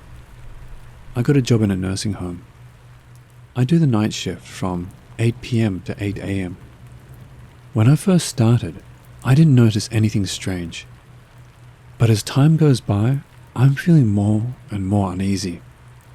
The first thing I noticed was the hand dryers in the common bathrooms going off for no reason. Only for a few seconds, 2 to 3 seconds tops. I thought, okay, that's weird, but oh well. The next thing that happened directly to me was really terrifying. I was downstairs, and the hand dryer from downstairs is the most active one. I just want to add, this is a 150-year-old institution, and there are 3 floors. So I was there alone, and had my phone in my jacket pocket. I was walking around, going to the coffee machine, and all of a sudden, my phone gets yanked out of my pocket and smashes against the floor. I pick it up and noped out of there. The screen was broken. Also, once in a while, one of the emergency bells, the ones the elders press when in trouble in the bathroom, goes off, and we panic because it's a really loud ring, and different from the ones in the rooms. It usually means that someone is in trouble in the bathroom, usually if they fall on the floor or something. So we rush there all the time, and there is no one in the bathroom. One night I was dozing off to sleep for a while, and I opened my eyes and saw a dark, male figure sitting in the room across from me, just watching me. I thought it was my mind playing tricks on me and closed my eyes and fell asleep. This one happened yesterday night, the most terrifying so far. I was feeling tired, so I went to the room next to the nurse's office. There are some long chairs there, so I thought I was going to lay down for a little bit. When I got there, I felt uneasy, like someone was watching me. But I thought, hey, stop being crazy, it's all in your head. I dozed off to sleep, a very light sleep. 20 minutes in, I woke up to the chair shaking uncontrollably. I got up and fell. I thought it was an earthquake. I ran to the other room where my colleagues were and asked, "Did you feel the earth shaking?" They were all confused and said, "No, you were probably dreaming," and laughed it off. But I know what I felt, and it terrifies me.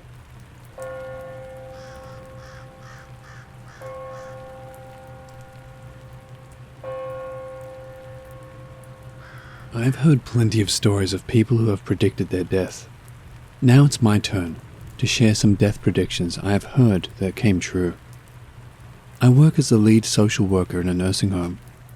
Now, there's nothing inherently scary about working in a nursing home, or just nursing homes in general, other than the occasional horrendous smell that will knock your socks off. But in the time I have been working as the head social worker at my nursing facility, I have had 2 residents predict their own death. One of them isn't terribly creepy, mainly just sad. The other one gives me the creeps. We will start with the not terribly creepy one. This particular resident had been there for a bit, and they were there for long-term care. They were fairly young, below the age of 60. They were there because their medical issues made it difficult for them to live independently. I started being their social worker during the COVID-19 pandemic, and at the time of this incident, it was around December 2020, getting close to Christmas. The resident was in fairly stable condition, no major health problems that were going to cause imminent death. By all means, they would have lived a lot longer had it not been the circumstances around their death. But I will not provide detailed information on what happened. One day I was chatting with the resident when they asked if they could go home to visit their family for the holidays. With the ongoing COVID-19 pandemic, it was policy that residents could not go on outings for the potentiality they would come back and cause an outbreak. So, sadly, I had to tell the resident no, they could not go home for the holidays. The resident began to sob, and I did my best to comfort them. I enlisted the help of the director of nursing to try and settle them. As we were talking to the sobbing resident, the resident confided that they were utterly sure they would not live to see the next Christmas. We did our best to reassure the resident that they were in stable condition and that there was nothing wrong that would cause them to die within the next year.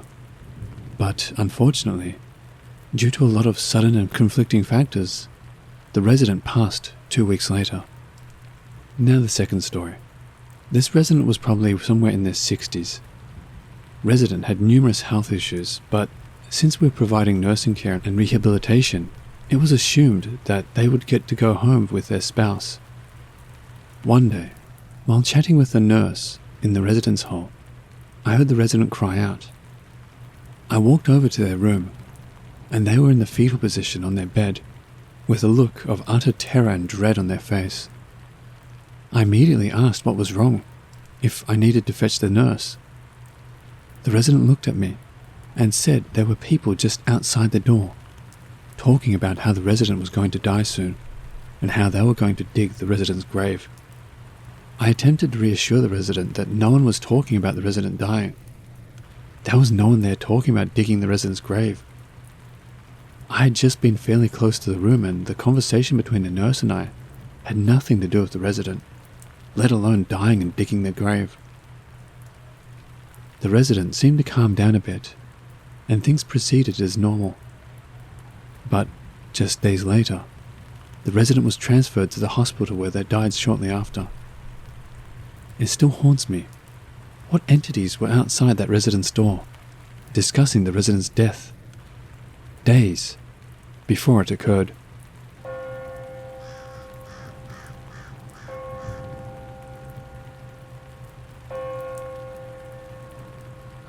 My mum has worked in the same nursing home for the past 20 years and has had a few experiences. 1. So the home has 2 floors, a basement and an attic. Long hallways connect to the residents' rooms, sharply branching left and right at the end, and at the other end is the kitchen and dining room. For reference, at the end of the hallway to the right is storage and cleaning supplies. No resident rooms on that side. One night, my mum was working late and had to go get something from the supply closet. She turned the corner from the kitchen to head up the long hallway. She has MS, so has to be careful walking, so tends to look at the floor while doing so. As she's walking, she glances up and sees what looks like the bottom of an old red Victorian dress go around the corner to the right, near the floor rather quick. Obviously, sometimes residents can wander at night, but none could turn around the corner that quickly. So she continues because you never know. Lo and behold, no one was there, and the only 3 doors down there are still locked. I don't think she got the supplies she needed and noped out of there. 2. It was Christmas time, and my mum was to go up to the attic and get the Christmas napkins, etc. None of the staff like going up there because there's always been an eerie feeling and they usually go up in pairs. My mum took me up when I was a teenager, and it definitely has a creepy vibe, but for whatever reason, she had to go up there by herself this time.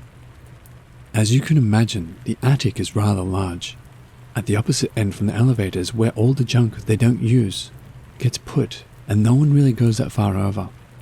So my mum's been up there for about 5 minutes, gathering whatever, when she hears a rustling from behind her. She stops and pays attention for a second, when all of a sudden there's a loud bang from behind the junk, with no explanation. Again, she was out of there. 3. I don't know how much of a coincidence this is, but when the residents pass away, it's always in threes. Like one will pass and everyone is like, oh no, 2 more are gonna go. And they always do. Then no one will die for weeks or months. Then as soon as one passes, so do another 2. It's really strange. And 4. The usual hearing footsteps behind her, turning around and no one's there. This happens a lot. My mum tells me most of the staff have had some weird experiences, but I don't know their stories. Has anyone else heard of this with the residents passing in threes? Would really like to know if anyone else has experienced this.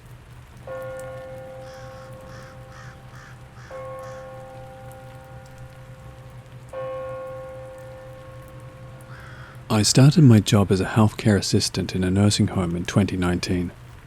The home used to be an old orphanage, which explained the noises of children laughing and crying, and also the noise of balls bouncing and little footsteps. There are 4 floors in a nursing home, and on each floor, the staff and most residents working on these floors would often see the lady in white or a woman in black. The staff have their own stories about their experiences with these entities, but this was mine. One particular shift, I started my day with the usual routine, coffee, and made my way to start with the first room. As I was walking into the room, I had seen a woman dressed in a long, black, old-fashioned dress slowly come out of the room next door. I rubbed my eyes as my heart sank, and she was gone. I carried on with my usual routine, and the lady I was seeing to at the time said, "That woman has been in here again." I asked what woman she was talking about, knowing full well I had just seen her and that I was shitting myself. She then went on to tell me that when she comes, it's either me or one of my neighbors that have to go. I was scared, confused, and carried on asking her as many questions about this woman as I could. The lovely lady didn't speak for the rest of my time in her room. This was on my mind for the rest of my 12-hour shift.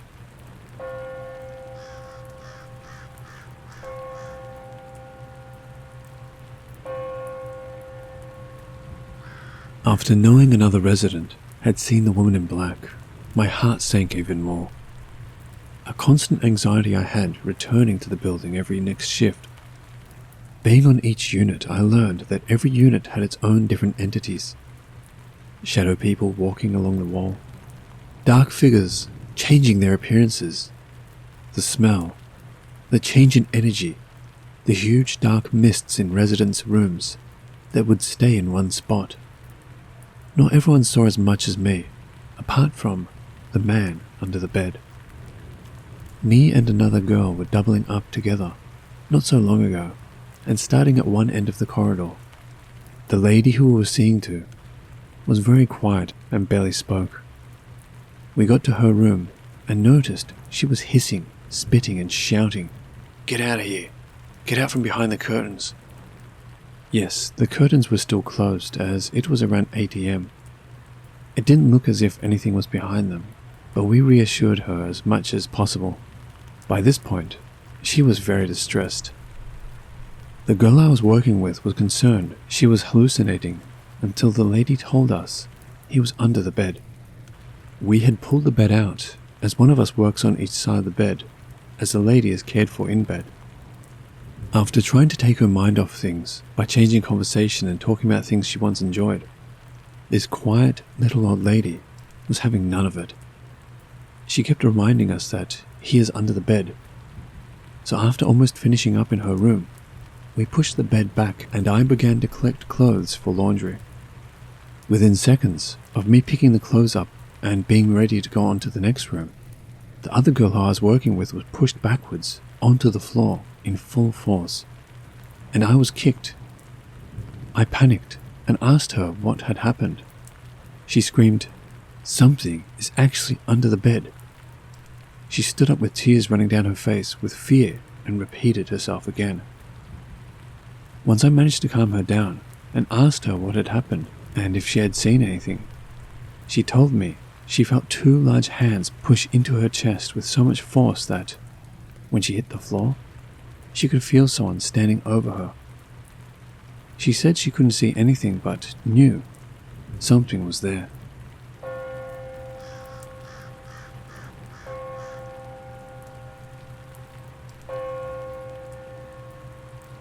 After having a lot of scary encounters and experiences within the home, I decided to ask the maintenance man, Len, who'd been working at the home for some time. I told him what I had seen and what's happened since me working there. I asked him firstly, what he thought about the woman in black. He began to laugh. He said, "So I take it you have seen her too?" He went on to tell me that the lady in white indeed does protect the children up on the top unit. He told me the children love to play until it's time to hide. He said the little girl, Mary, talks to him all the time and even follows him. She watches him do his jobs around the home. He said no one really talks to him while he's working but Mary, and the other children definitely keep him company. I asked him if the sounds of balls bouncing would be from the children playing. He said, "Of course, I'm the only one who brought them a ball." I didn't really know what to think or say. I was shocked, but also it was so sweet at the same time. Len told me the woman in black is indeed very evil and has workers within the home. She has taunted him many times. "She knows how much I love the children," he stated. "Although they aren't here in the physical world, I have no wife and no children. Me and the spirits both need friends." Len went on to tell me his story with the dark entities within the home.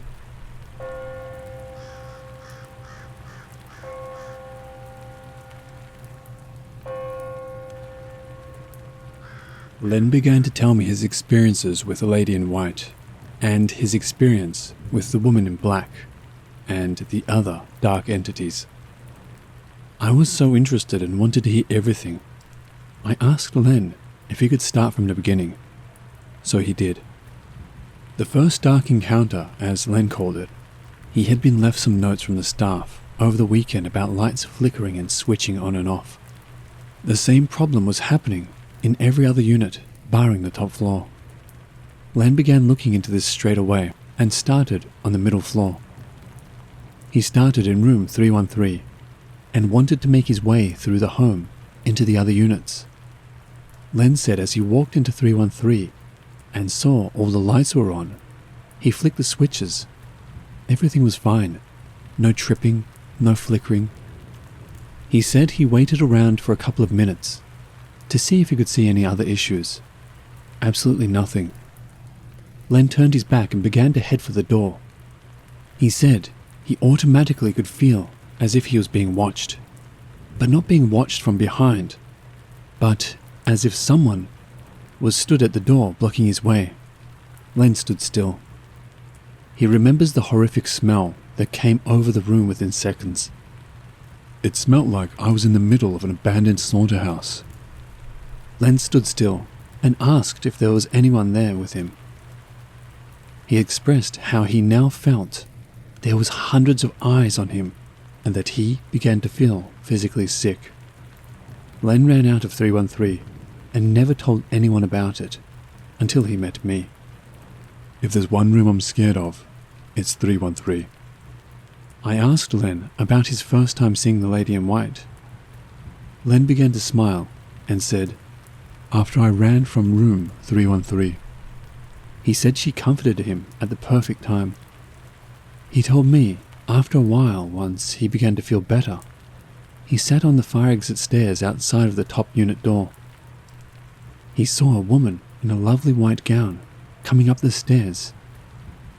He said he stood up for her to pass, and before he knew it, she was stood in front of him, and he was stood in front of her.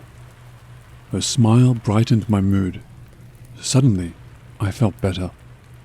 Len moved out of the way and let the lady pass, and he noticed she was floating rather than walking, and she disappeared through the door. And all of a sudden, I knew she wasn't here in the physical world, but I was no longer afraid.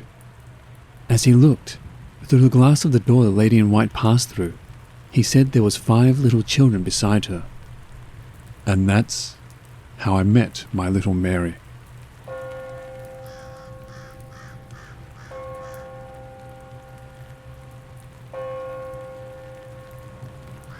Len and I spoke many more times about his experiences. The one he enjoyed speaking of most was how he met Mary. After first seeing the lady in white and the children, Len was no longer afraid of the home and the darkness that lies within it. He quoted, "In the darkest of places, the light will always find you."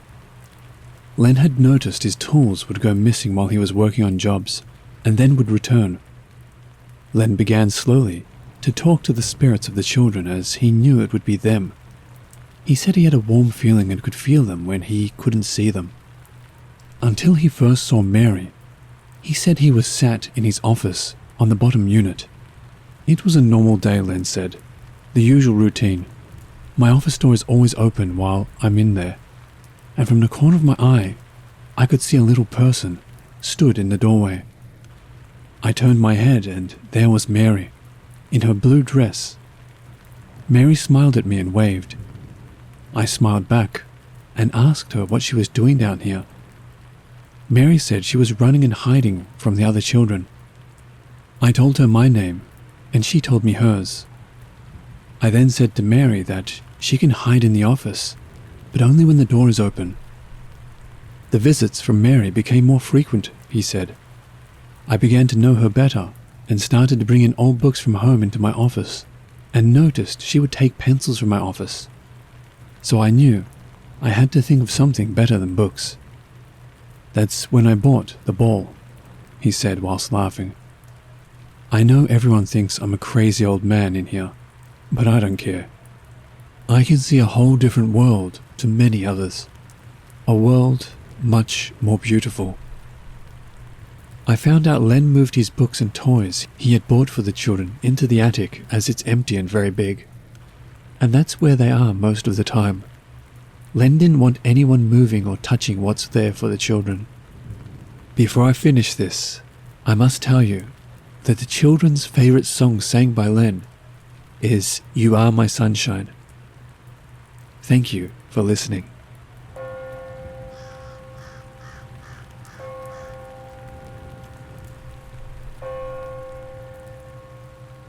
When I was like 6 or 7, I lived in a small town called Red Bluff, California. I lived with my mother, my only blood brother. I say that because I'm adopted now, and my mother's boyfriend, who was an absolutely horrible man. In order for all this to make sense, I have to tell you a little backstory on him. Let's call him Dan. We moved from Oregon, where we were born, when we were like 5 or so. We moved in with my mum's dad, who introduced them. Although Dan already had a girlfriend who had a female daughter my age, to get to one of the main points without too much detail, Dan is probably still an active pedophile. I guarantee he molested her, and he also molested me for 2 years. Anyway, eventually that woman and her daughter disappeared. Just up and left, I guess. And then my mum and him hooked up, got an apartment together, and he was just the most evil man ever. He would take my brother and I to the middle of nowhere when my mum was at work, but wouldn't let us see where we were going. And he'd dig things up. He had a gun wrapped in duct tape when we came back one time, and then the trailer park manager died shortly after that. And then we went to the middle of nowhere again. But anyway, now for the main part. I was playing outside one day with all the other neighborhood kids, and I went inside to go to the bathroom.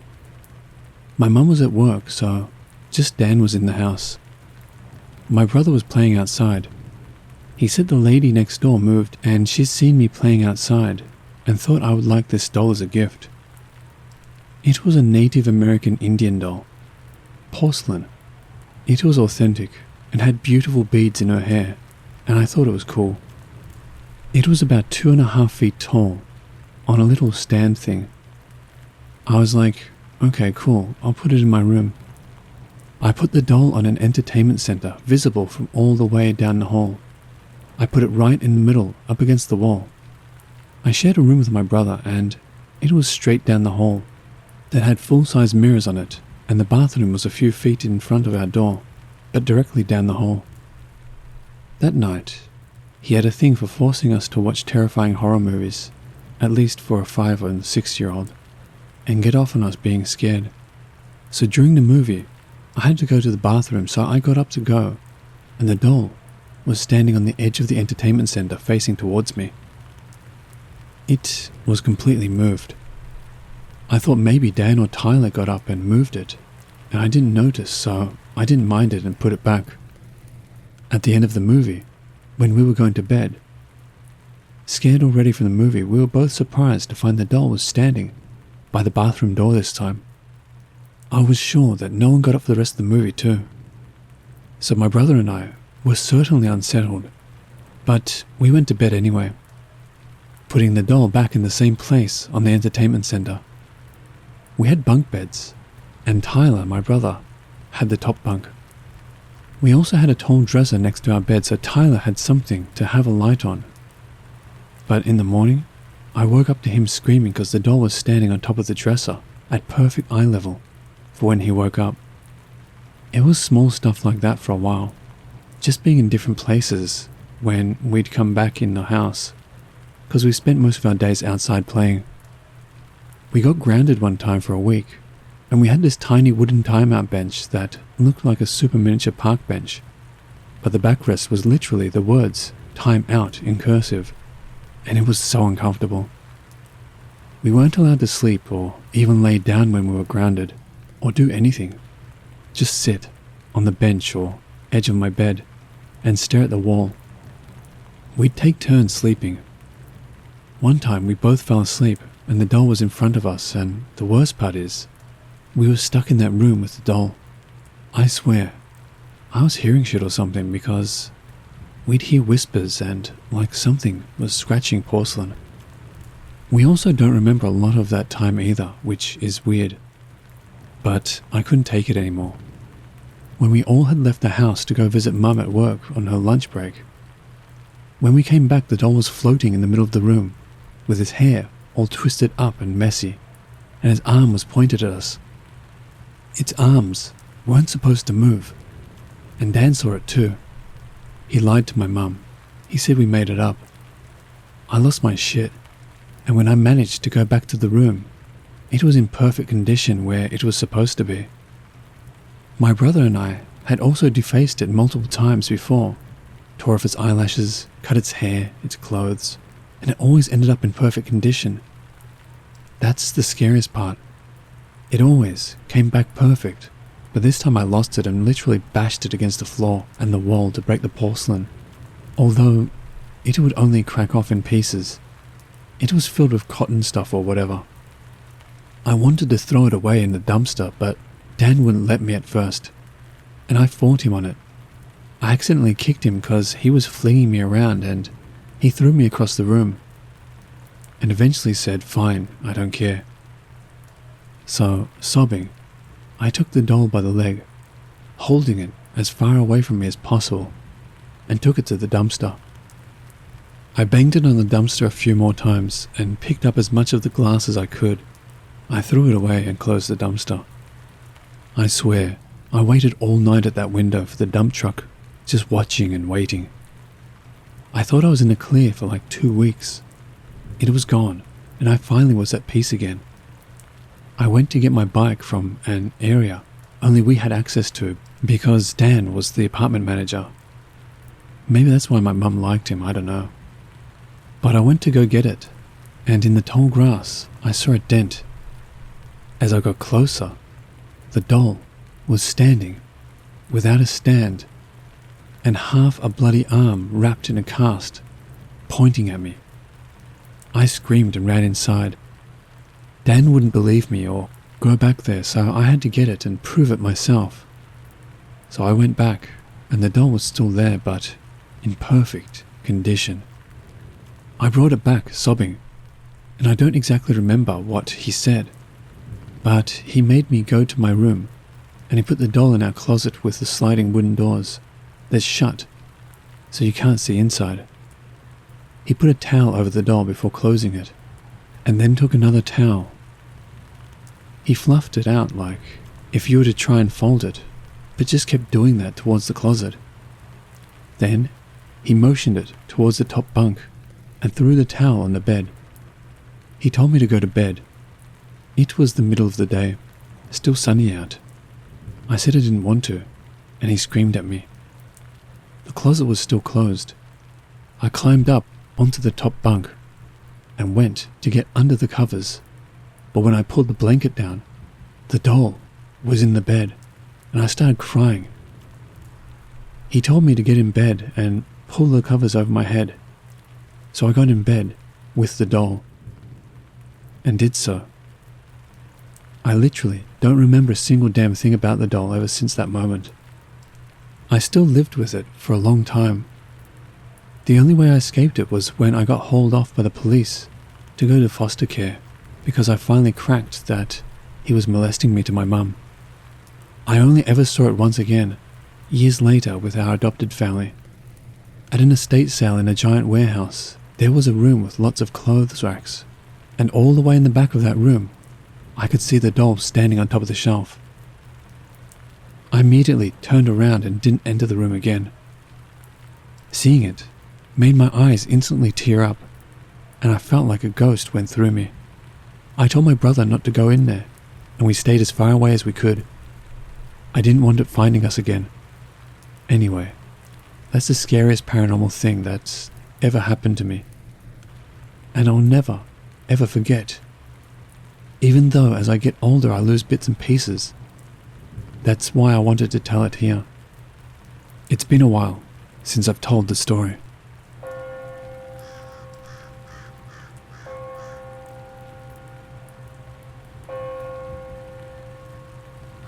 So this happened a long time ago.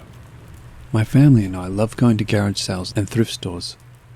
My parents are very friendly and polite, and people like them pretty quick.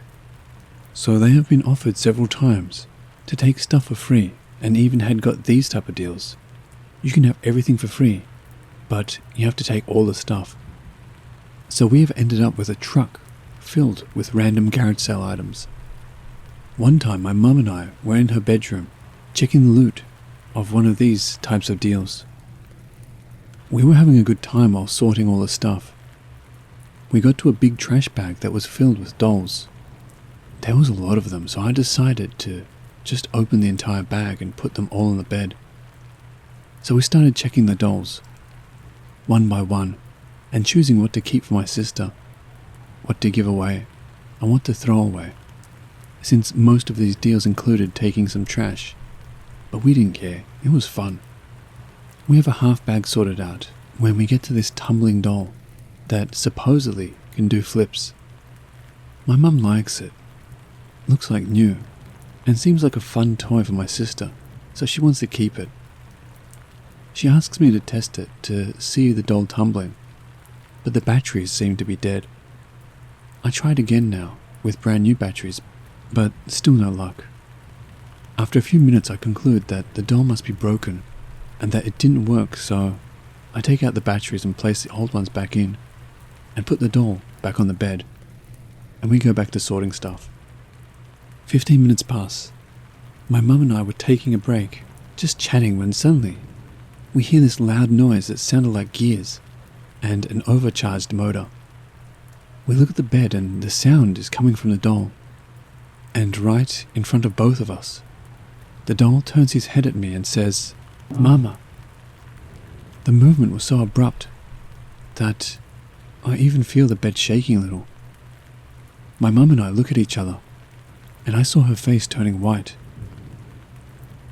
I just punched the doll as hard as I could. It landed on the other side of the bedroom. We went immediately to the kitchen to calm down and explain what just happened to my dad. After a few minutes, I go back to the room with my dad to investigate, trying to find out what just happened. Then my mum enters in full rage mode, goes to the doll, and puts it in a plastic bag.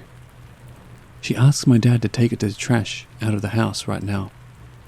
My parents are religious, so after that, they were praying and blessing the entire house for almost an hour. Never seen my mum that scared. It truly felt like a scene from a horror movie. I expected the doll to get up and attack me at that moment. I don't really believe in paranormal stuff, even though I've had a couple of experiences that really scared me. And up to this day, I have no explanation for it, and this is one of them. Growing up, I always hated dolls and was scared of them, even to the point of having really messed up nightmares. Good thing this happened when I was older, around 16, or I'd probably be still traumatized. What still bugs me is that even if I find a rational explanation for why the doll worked again with dead batteries, with the power switch off and by itself, the doll wasn't a baby doll. It was a gymnastic doll that was supposed to do flips.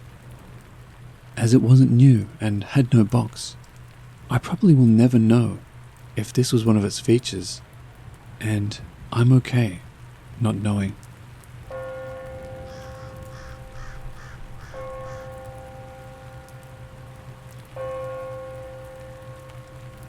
When I was around the age of 5, I received a life-size doll for Christmas. On the box, the doll was called the Wispy Walker doll. It was about the same height as me with blonde hair and overalls. The strangest part about this gift was no one could recall who got me this doll, as it was labeled from Santa.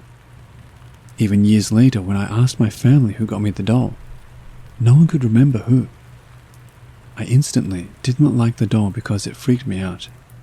I left the doll in the back of my closet far away from all my other toys. Years passed, and the doll remained in the back of the closet, untouched. When I was around 7 years old, I began to play hide and seek with my mum in our home. I decided to hide behind the door in my bedroom, which is right in front of my closed closet door. I gasp when I come to find the walking wispy doll out of a box, placed behind my bedroom door with one eye open and another shut. I screamed and ran to my mum crying. I tell her, "Mum, big sis is playing a prank on me and put the walking doll behind my door to scare me." My mother, confused, explains that my sister had left for camp this morning with her class. My mum walks over to check behind the door, and there's no doll. My stomach drops, and I am at a loss for words. "Maybe you are just seeing things," my mum told me. We open the closet door to check if the doll is inside the box. It was, but outside of the box, just standing next to it. I'd never taken a doll out of its original packaging. I eventually got rid of the doll, but every time I remember this story, I get chills.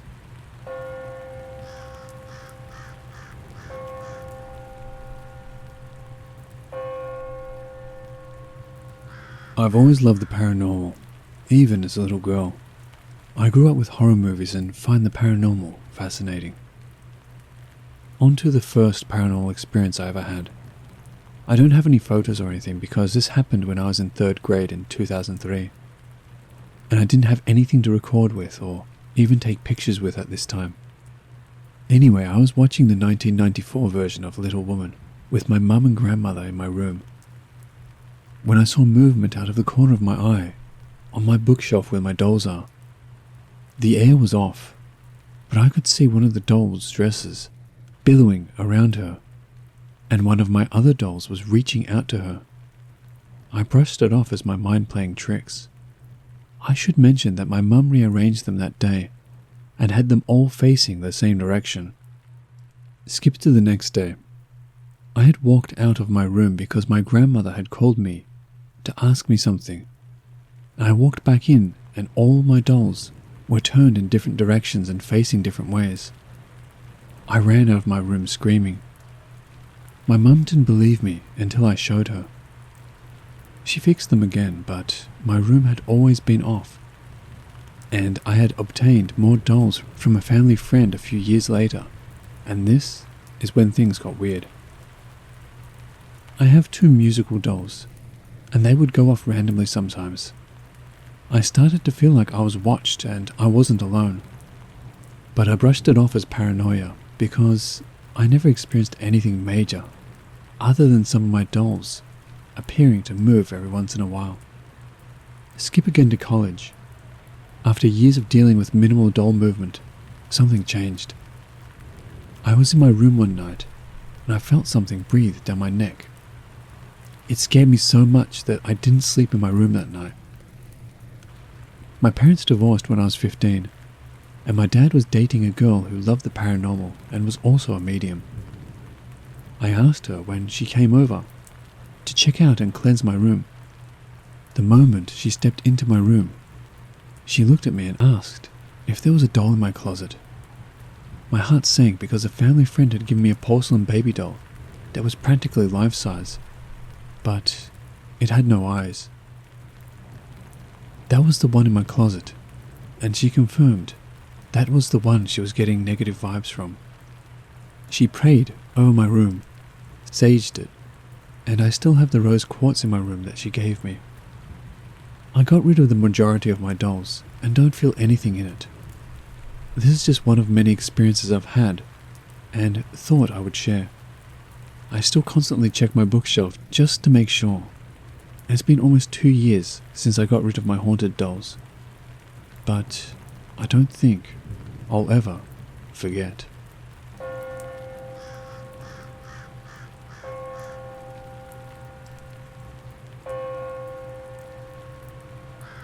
I don't care how many people believe me, but this is a doll-related thing that has stuck with me for years. It happened when I was 8 years old. My grandmother, who is now dead, gave my sister, who at the time was 3, a doll in a country-style dress with brown hair and curly pigtails. I thought it looked creepy, but my sister hugged it and sung Incy Wincy Spider. Chills ran down my spine. I went to our room and hugged Tugger, my toy dog, who growled when you pulled a sock in his mouth. I'd always treated him with respect, like if friends were over, I would make sure they never touched him for fear of Tugger breaking. Other times I would watch TV with him. My mum thought it was odd, though she did find it cute to see Tugger always in my bed with my pillows at night.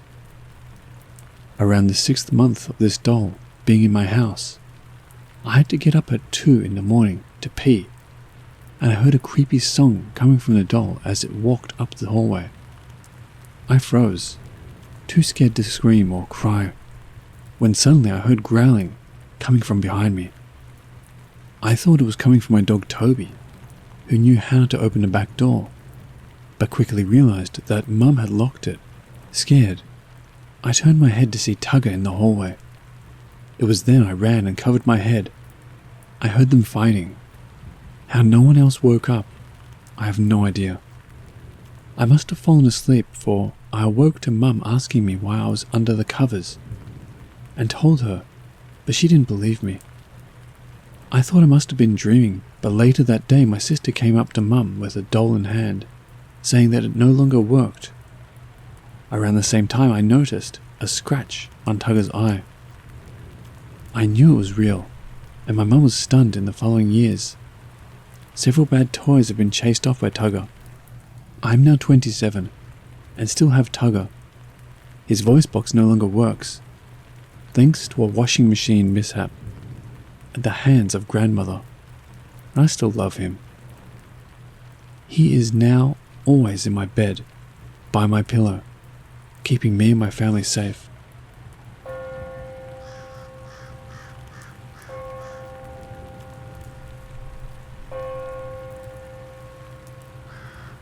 This happened during my childhood, in Matamoros, Tamaulipas. I lived with my family in a quiet neighborhood where everything went smoothly. I had a happy childhood. Due to the economic situation in the 1970s, many people were forced to migrate to other parts of the country, or even to the United States in search of opportunities. For this reason, many houses were abandoned, and during the moves, it was common for our former neighbors to leave things forgotten. So much was the migration in the area that, for both my friends and me, one of our favorite games was urban exploration. We would go into vacant houses with the desire to search through the garbage, to see what kind of objects had been left behind. Of course, our main objective was toys. As we explored the adjoining houses, we had to expand to the point that we already had to ride a bicycle to find more abandoned houses. On one occasion, I do not remember the date, we were not 5 blocks from our house when we saw an uninhabited house. It already had the for rent sign, and several large bags with forgotten objects had been left in the garbage. We started to rummage through the bags, but among some crap, one of my friends found the head of a doll, one of those that open and close their eyes. The head was that of a baby, had no hair, and had a happy expression. But when you stared at it, you felt an inexplicable discomfort. It was very striking. Between jokes and games, we decided to take it with us, and we put it on a tree that was at the entrance of some soccer fields that we used to go to. Since that day, we felt a very ugly vibe, in addition to being able to feel a very heavy feeling. But not everything ends here, because for some strange reason, we were very attracted to it. So much that we even quarreled. I fought with my friends because I wanted to take it to my house and not leave it here. But the greed had not only erupted in me, but in all of my friends. Such was the extent of our disputes that there were days when we did not speak. I felt a certain responsibility since I was the one who had started everything. So, after reconsidering, I went to look for my friends to apologize to them, and everything returned to normal. On one occasion, we were playing marbles and Mario, my best friend, exclaimed scared, "The little head rolled its eyes." But since we already knew that it could open and close them, we did not give it importance. But Mario insisted again. Then, we saw that the toy did not move the eyes, opening and closing, but moved them from side to side, and even blinked. Of course, we got scared and ran in terror, and we did not step again onto the soccer field. After a few days, we got together again to decide what we were going to do with that thing. We had to get rid of it, but nobody had the courage to touch it, so we decided to go with an adult friend. 2 streets from where we lived, there was a house of a man named Valentin. He was very kind and used to play soccer with us. We knew his children, who were younger than us, because we had been invited to his birthday parties previously. We went to look for him. We knew at what time we would find him, and we told him everything. Obviously, he did not believe us. We took him to the soccer field and showed him the head. He took it carefree and watched it closely for a few minutes, then exclaimed, "I'm taking it to my home. My daughter has some of her headless dolls. It will help me fix one." So he took the head and put it in a grocery bag and went home. The days passed without incident, and the tranquility returned to our circle of friends. In fact, we returned to play on the soccer field. However, 15 days had passed since we saw Valentin, and we had never heard from him again. So we went to look for him at his house. We got to his house and we were playing for about half an hour, but nobody opened it. We could hear the TV was on, as well as see some lights inside the house. In fact, his truck was parked in the garage. That seemed strange to us. The subsequent days that we went to look for him, the same thing happened, and we still did not hear from Valentin or his family. We discussed this situation with our parents and our neighbors, but they did not care. In fact, my mother told me that perhaps he had to emigrate like others. Concerned about his situation, we decided to investigate on our own. We jumped over the fence and went inside his house. When we entered, we found the lights on in some rooms. The television was also on, and in fact, the dinner plates were on the table. The food was still there. It seemed as if all the family had just vanished, since all their belongings were there. Their clothes, children's toys, including his wallet, was upon the television, next to his car keys. We left everything as it was, and left the house with great fear, sensing that something bad had happened to them. We tried to see how to file a missing persons report with the police, but this was impossible, since we were minors, and when we were finally able to convince our parents to support us, the complaint could not be taken since we were not related to them. Thus, the days became weeks, then months, and we did not stop searching. On one occasion, that I was returning from school, I saw that there were people in Valentine's house, and thinking it was him, my heart filled with joy and I ran to meet him. But when I reached the threshold of the door, I saw that they were different people. These people were family members who came after not hearing from them. The man who said he was Valentine's brother-in-law, and after introducing me to him, asked me questions to find out if I knew anything about his whereabouts, to which I replied, no. I accompanied him to ask the neighbors if they knew anything, and finally, a neighbor could give a reason. An old woman who lived in the house across the street told Valentine's brother-in-law that a few months ago, after 9 o'clock at night, she heard a scream that woke her up, and as the window of her room faces the street, she leaned out to see what happened, but did not notice anything strange. Minutes later, she saw that Valentine rushed out and started the truck. Immediately after, he ran back to the house and was not seen anymore. And after that, she did not know anymore.